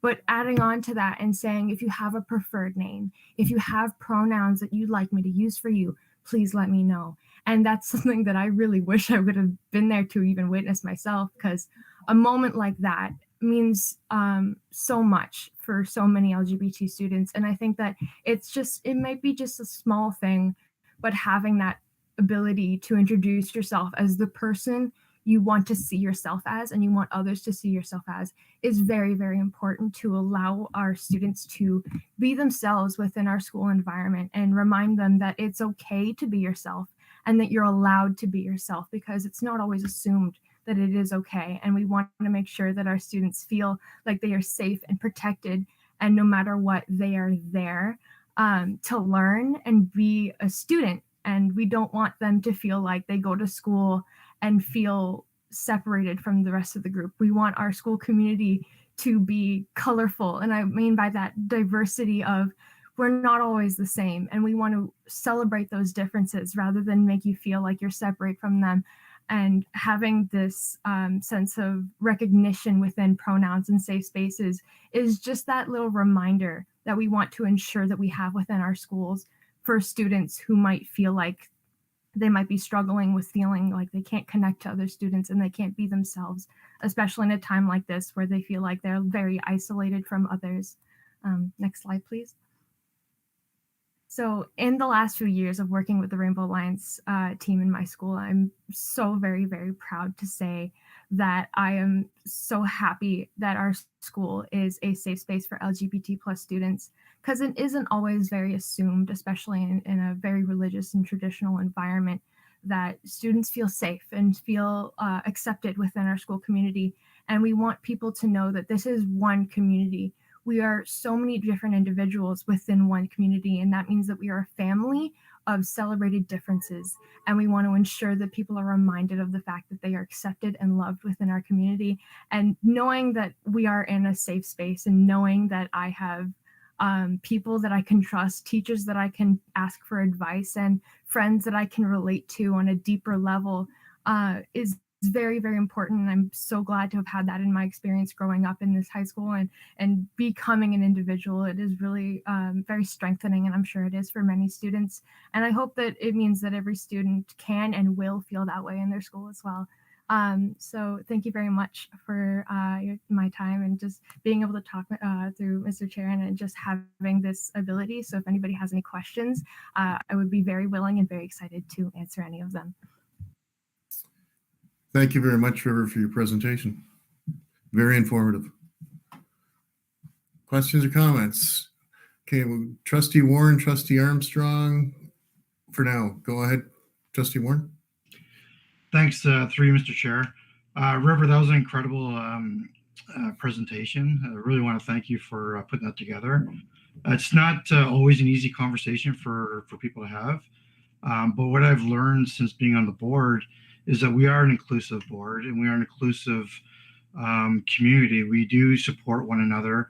This is something that I personally been advocating for a long time, the LGBTQ plus, both on the board and external. And it's nice to see that these type of these groups are being created and the support system is there for people to be able to help break down those barriers and help get rid of the stigma. And I'm finding, with this generation and as generations come, it's becoming easier for the conversation to happen. When I was in high school, these conversations weren't happening. As my question, I guess, for you would be is, as a board, what more can we do to help support our schools, our community, with these type of conversations and diversity in general? It doesn't necessarily have to be with just the LGBTQ plus, but what can we do more to support you? Thank you, Mr. Chair.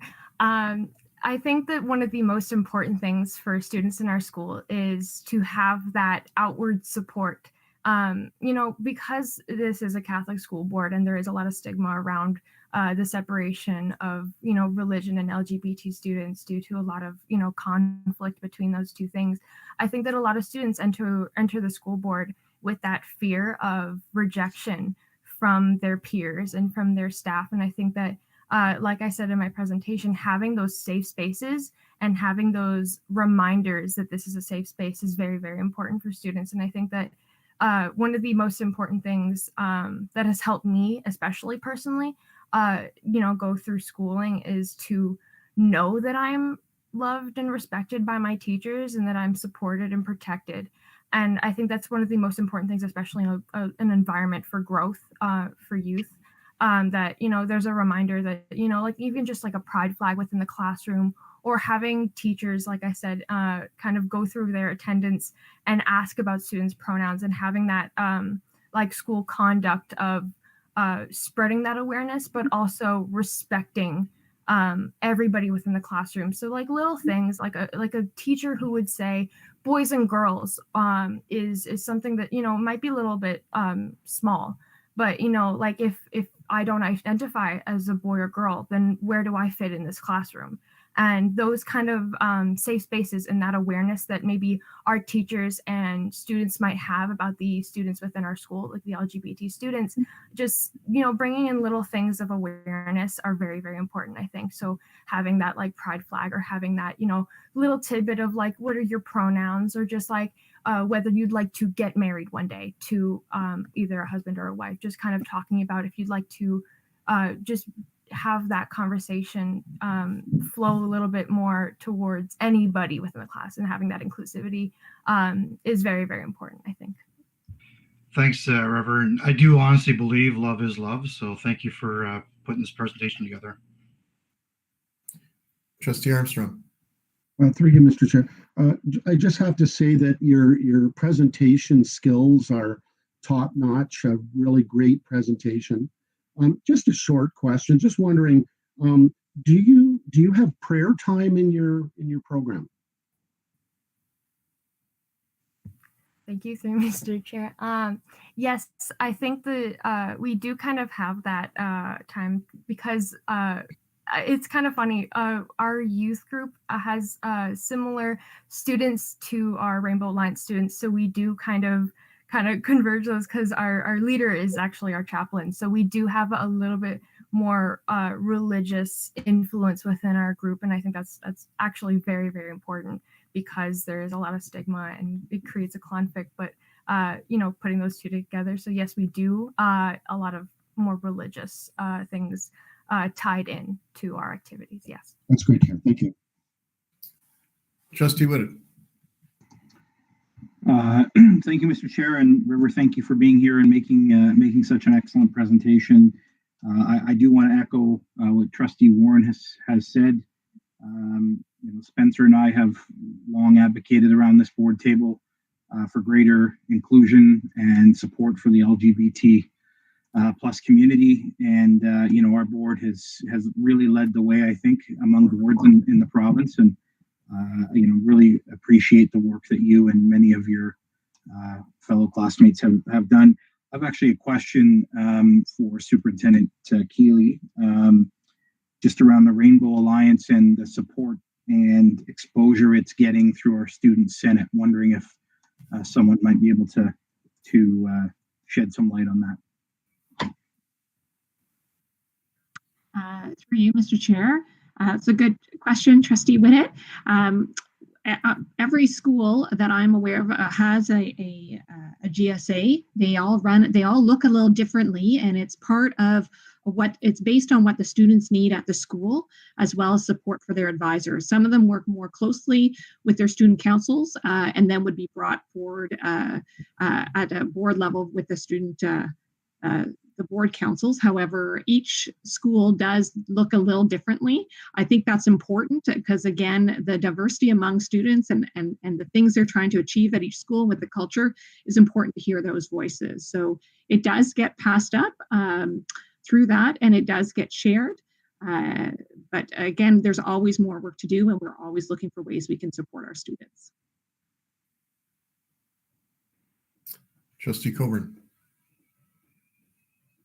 Thank you, and thank you, River, for your presentation. For trustees, it's always a learning experience to go through this, and I will echo Trustee Warren and Trustee Whittet's comments that they have been leaders around this table when it comes to diversity. We can't see their faces, but a couple of the teachers and the chaplain that you've been involved with, I'm personally familiar with. I wonder if you can speak to how important, and you've touched upon it, can speak to how important that support is at that level within within your school or within this community, at both at the chaplain level and at the teacher and or principal level. Thank you, through you, Mr. Chair. I think that it's very, very important to have that support.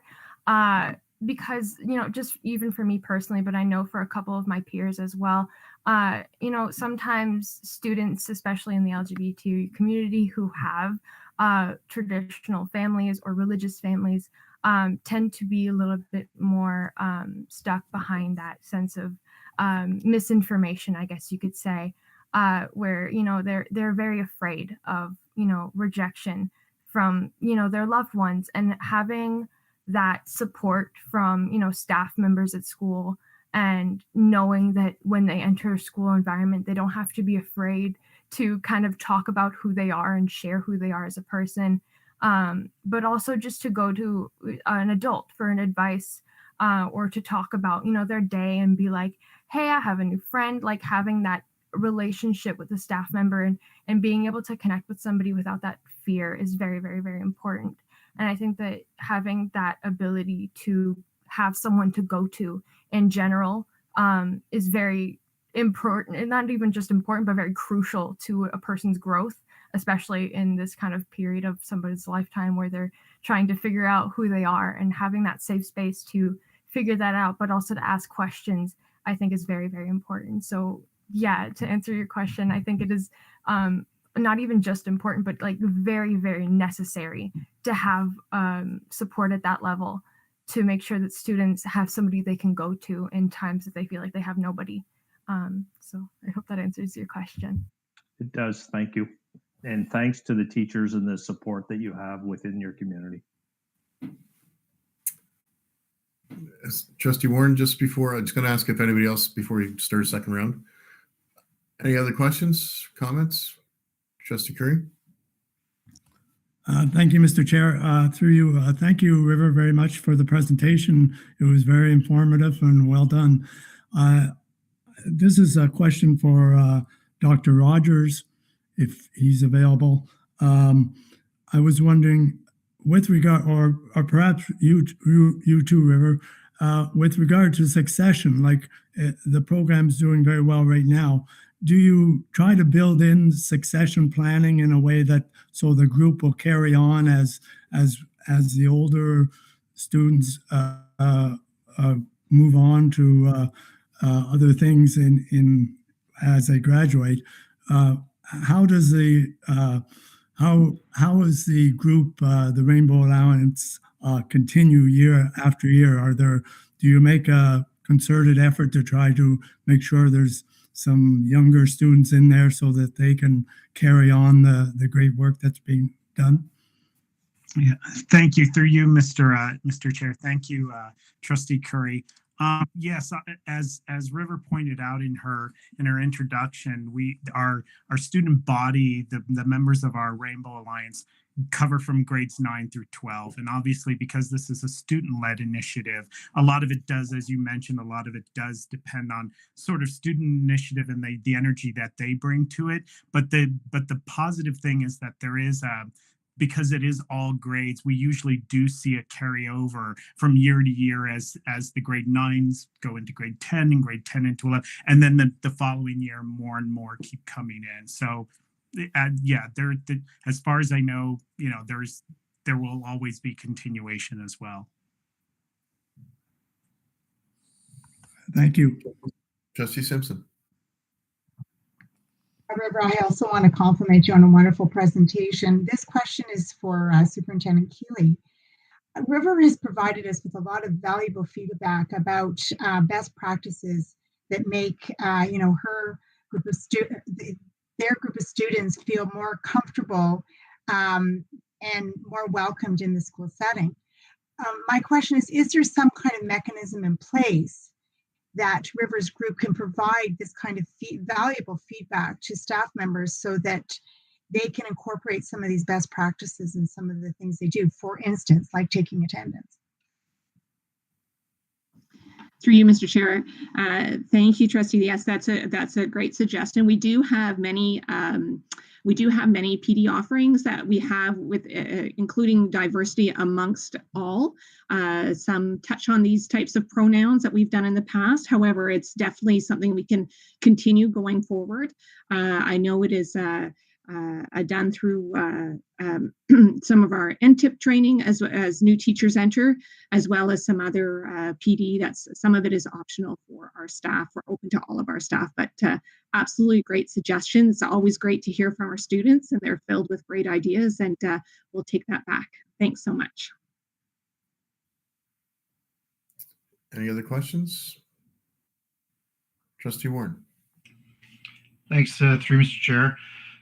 Cindy kind of alluded to what I was going to ask, but just to branch further on what Trustee Simpson was saying, is this something that, and maybe this is towards you, River, have you thought about presenting this to other schools, to the student bodies?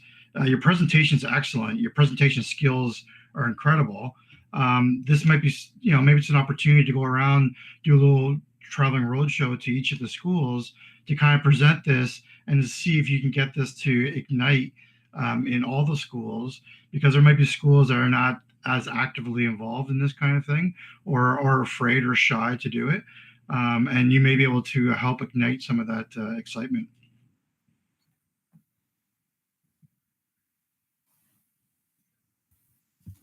Okay. I don't know if that was a question. Thank you. I think your question is just kind of talking about whether that is a possibility in the future. I think that, I'm very, if that was a possibility for me, I think that would be something that I would be very willing to do. I'm very proud of myself to say that I have done a couple of things like this within my own school. And I think that I want to ensure that it's not only my school, but, any school in the area or any school at all in general has the ability to have somebody to talk about this kind of stuff, because not only is there a lot of fear regarding, just telling people hey, these are my pronouns, but having that fear of, talking to somebody that they don't know is going to support them wholly.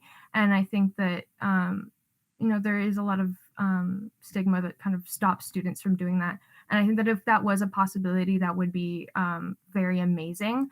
I hope that, as I move on from, the school board and as I go into university, like the students after me will be able to kind of have that ability. And I think that through time, I think that more and more schools will have that ability as well to kind of not only touch into their own school communities and create that on their own, but to be able to kind of connect between different school communities. I know for a fact that I've had friends from other schools within the city. I have actually one of my best friends who just went to graduate from Immaculata to kind of, who also had the same kind of role that I do in my school within their GSA team and talked about these kinds of things. And I think that every school is kind of working towards that. So even if I can't go to other schools, I think that other schools within time will hopefully be able to do that on their own.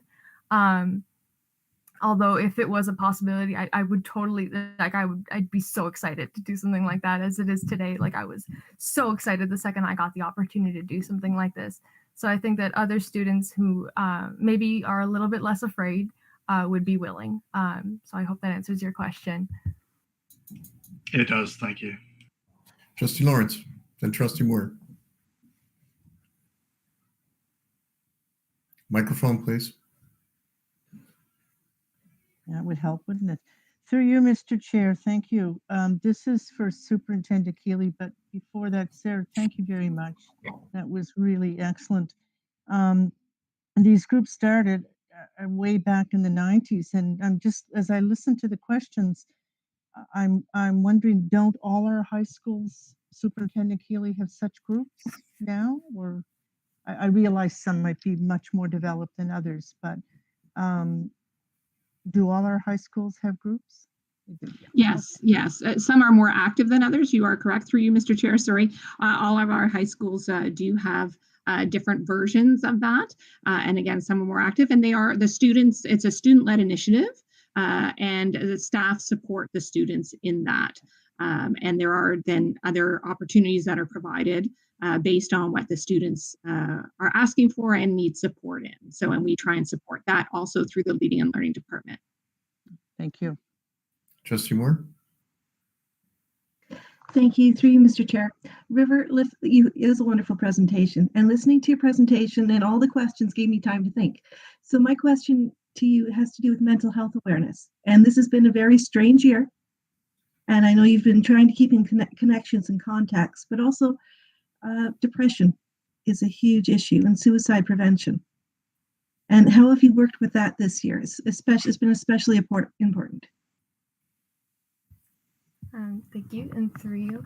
I think that within our school, especially, with youth, especially in a very difficult time like this, mental health is very, very important. And, keeping that connection for students, I think I also mentioned this earlier, but students at home might feel even extra isolated because they don't feel very safe. And, for LGBT youth, just anywhere in general, are a lot more susceptible to that continuous tense fear of rejection. And I think it does bear a lot of weight on students' shoulders, and it does show in a couple of sad numbers that we can see. And I think that through our connections, we try to reach out to students within our group and within our school, just to kind of check up on them, especially in a time like this where, we don't know if we haven't heard from them in a while, like if there's anything going on at home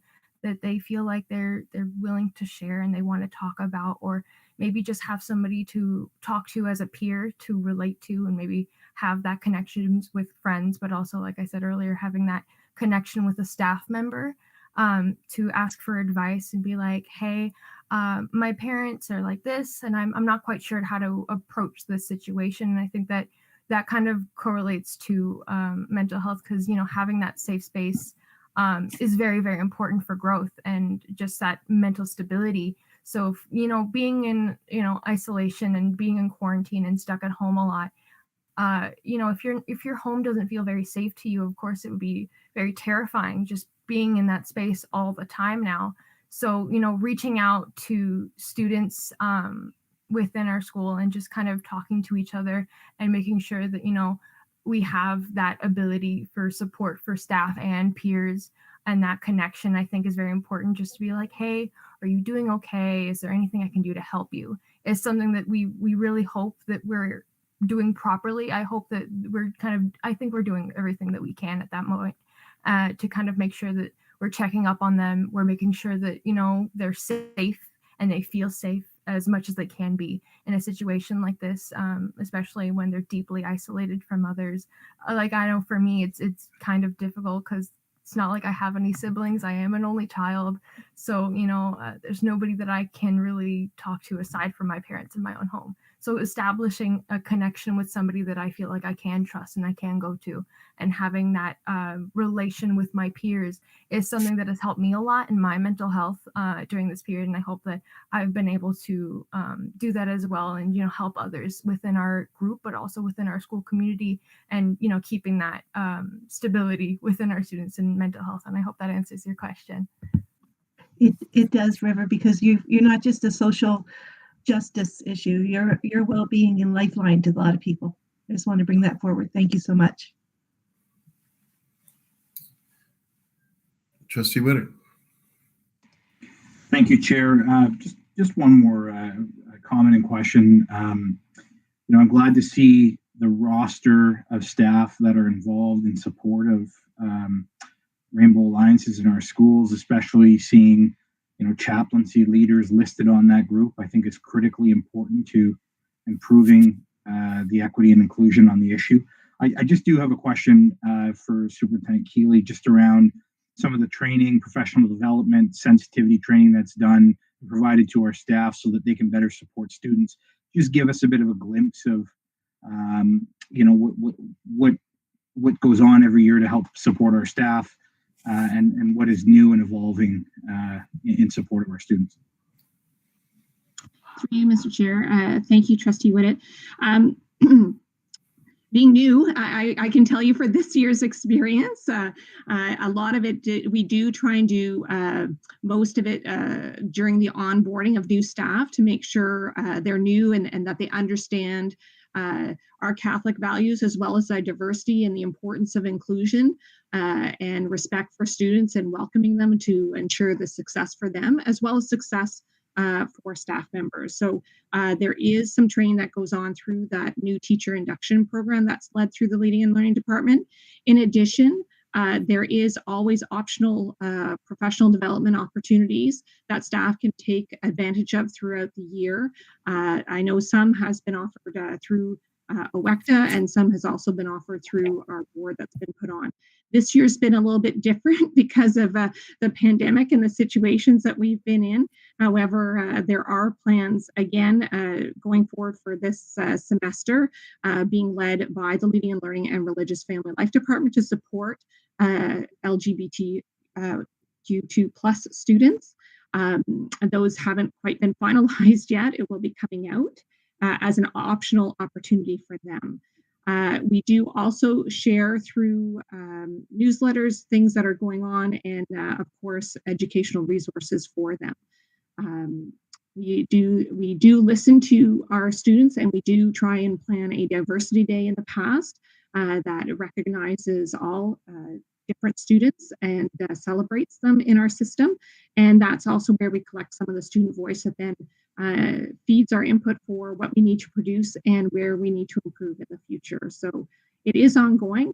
We are always listening and open, and there's always more things we can do. So I hope that answers your question a little bit anyway, and thank you for the question.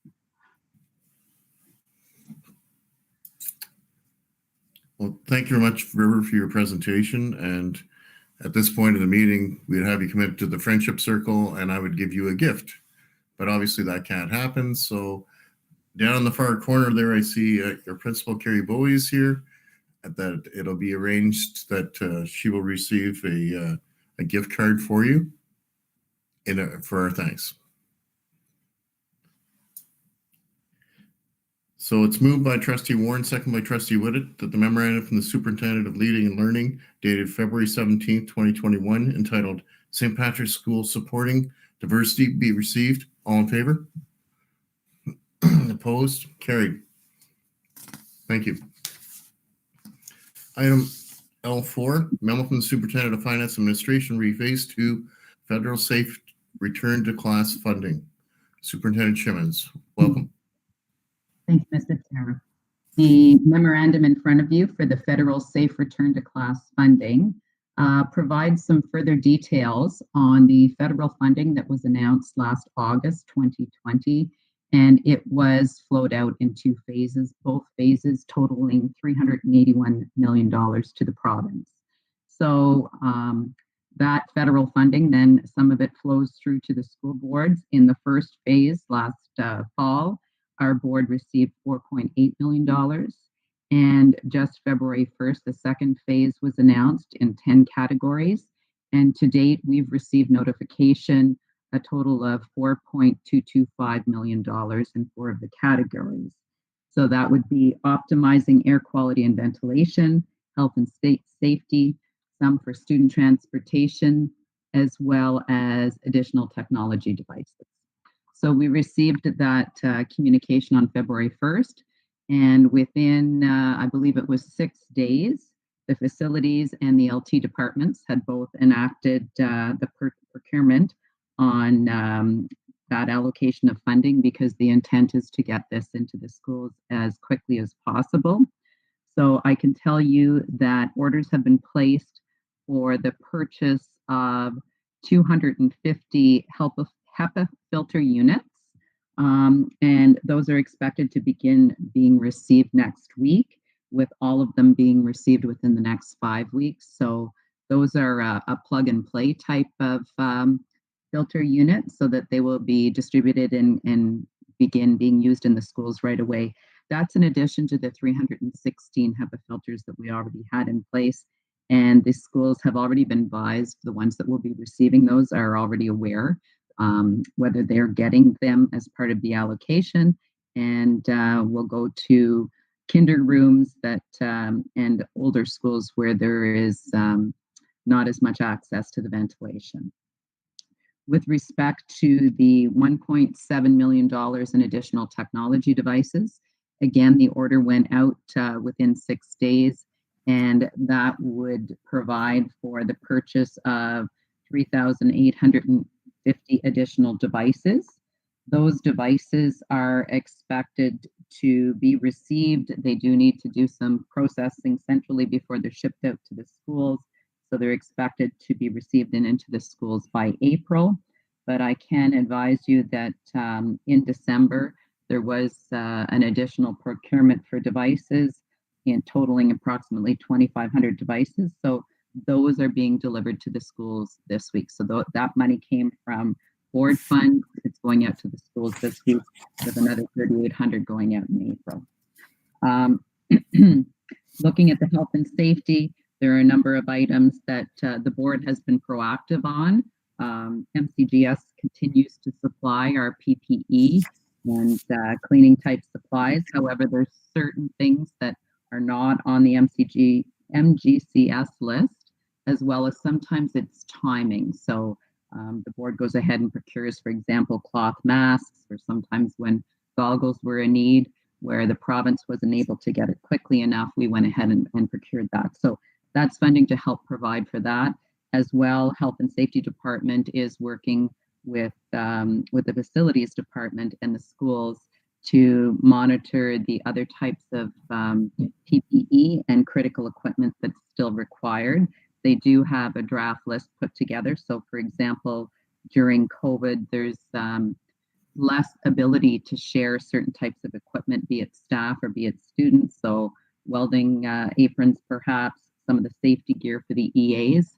So this funding will help provide more of that to be able to be more functional in the schools. So we have received notification on 4 of the 10 categories, and in contact with the ministry, we still expect to receive board by board allocations for 3 more areas, that being the summer learning opportunities. So you may recall last year there were additional summer learning opportunities. So we expect to receive funding for this, as well as further expansion of that programming. Equity initiatives is another area that is yet to be announced. So we're hopeful that that announcement will come shortly to provide for some additional supports for that. And lastly, the future pandemic education needs that I expect will be more of a reactive model as we go into the next few months, where we're monitoring the variants. So that would be a provision that the province can use to respond to local needs. So this additional 4.225 million is in addition to the board's budget that was passed last August, and it's also in addition to the 6.2 million that was reported on in September. That was the federal and provincial funding to respond to the COVID pandemic response. So on that note, I'd be happy to take any questions. Questions or comments?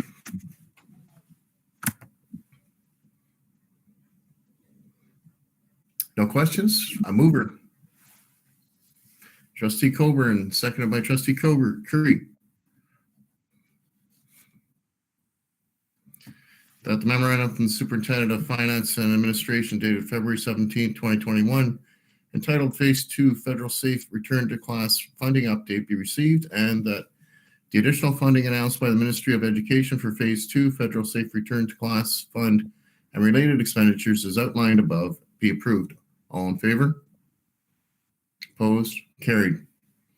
Thank you.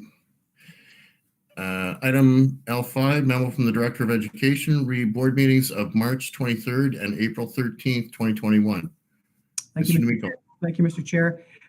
Given the change in the spring break, we're bringing forward a recommendation that we consider reinstating the March 23rd board meeting and canceling the April 13th board meeting, which now occurs during the new spring break. So that is the recommendation from staff. Questions or comments? A mover, please. Trustee Lawrence, seconded by Trustee Simpson. That the memorandum from the Director of Education dated February 18th, 2021, entitled Board Meetings of March 23rd and April 13th, 2021 be received, and that the regular board meeting of March 23rd, 2021 be reinstated, and that the regular board meeting of April 13th, 2021 be canceled. All in favor? Opposed? Carried. Excuse me.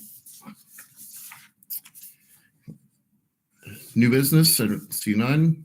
Notice of motions, I see none. Confirmation of the action report of February 9th, 2021. Can I get a mover, please? Trustee Curry, Trustee Whitted. That the action report covering the period of February 9th, 2021 be received. All in favor? Opposed? Carried.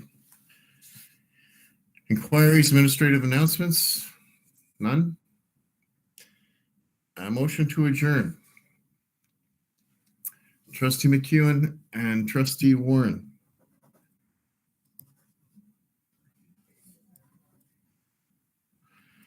That the regular meeting of the board of February 23rd, 2021 be adjourned at 9:07 p.m. All in favor? Opposed? Carried.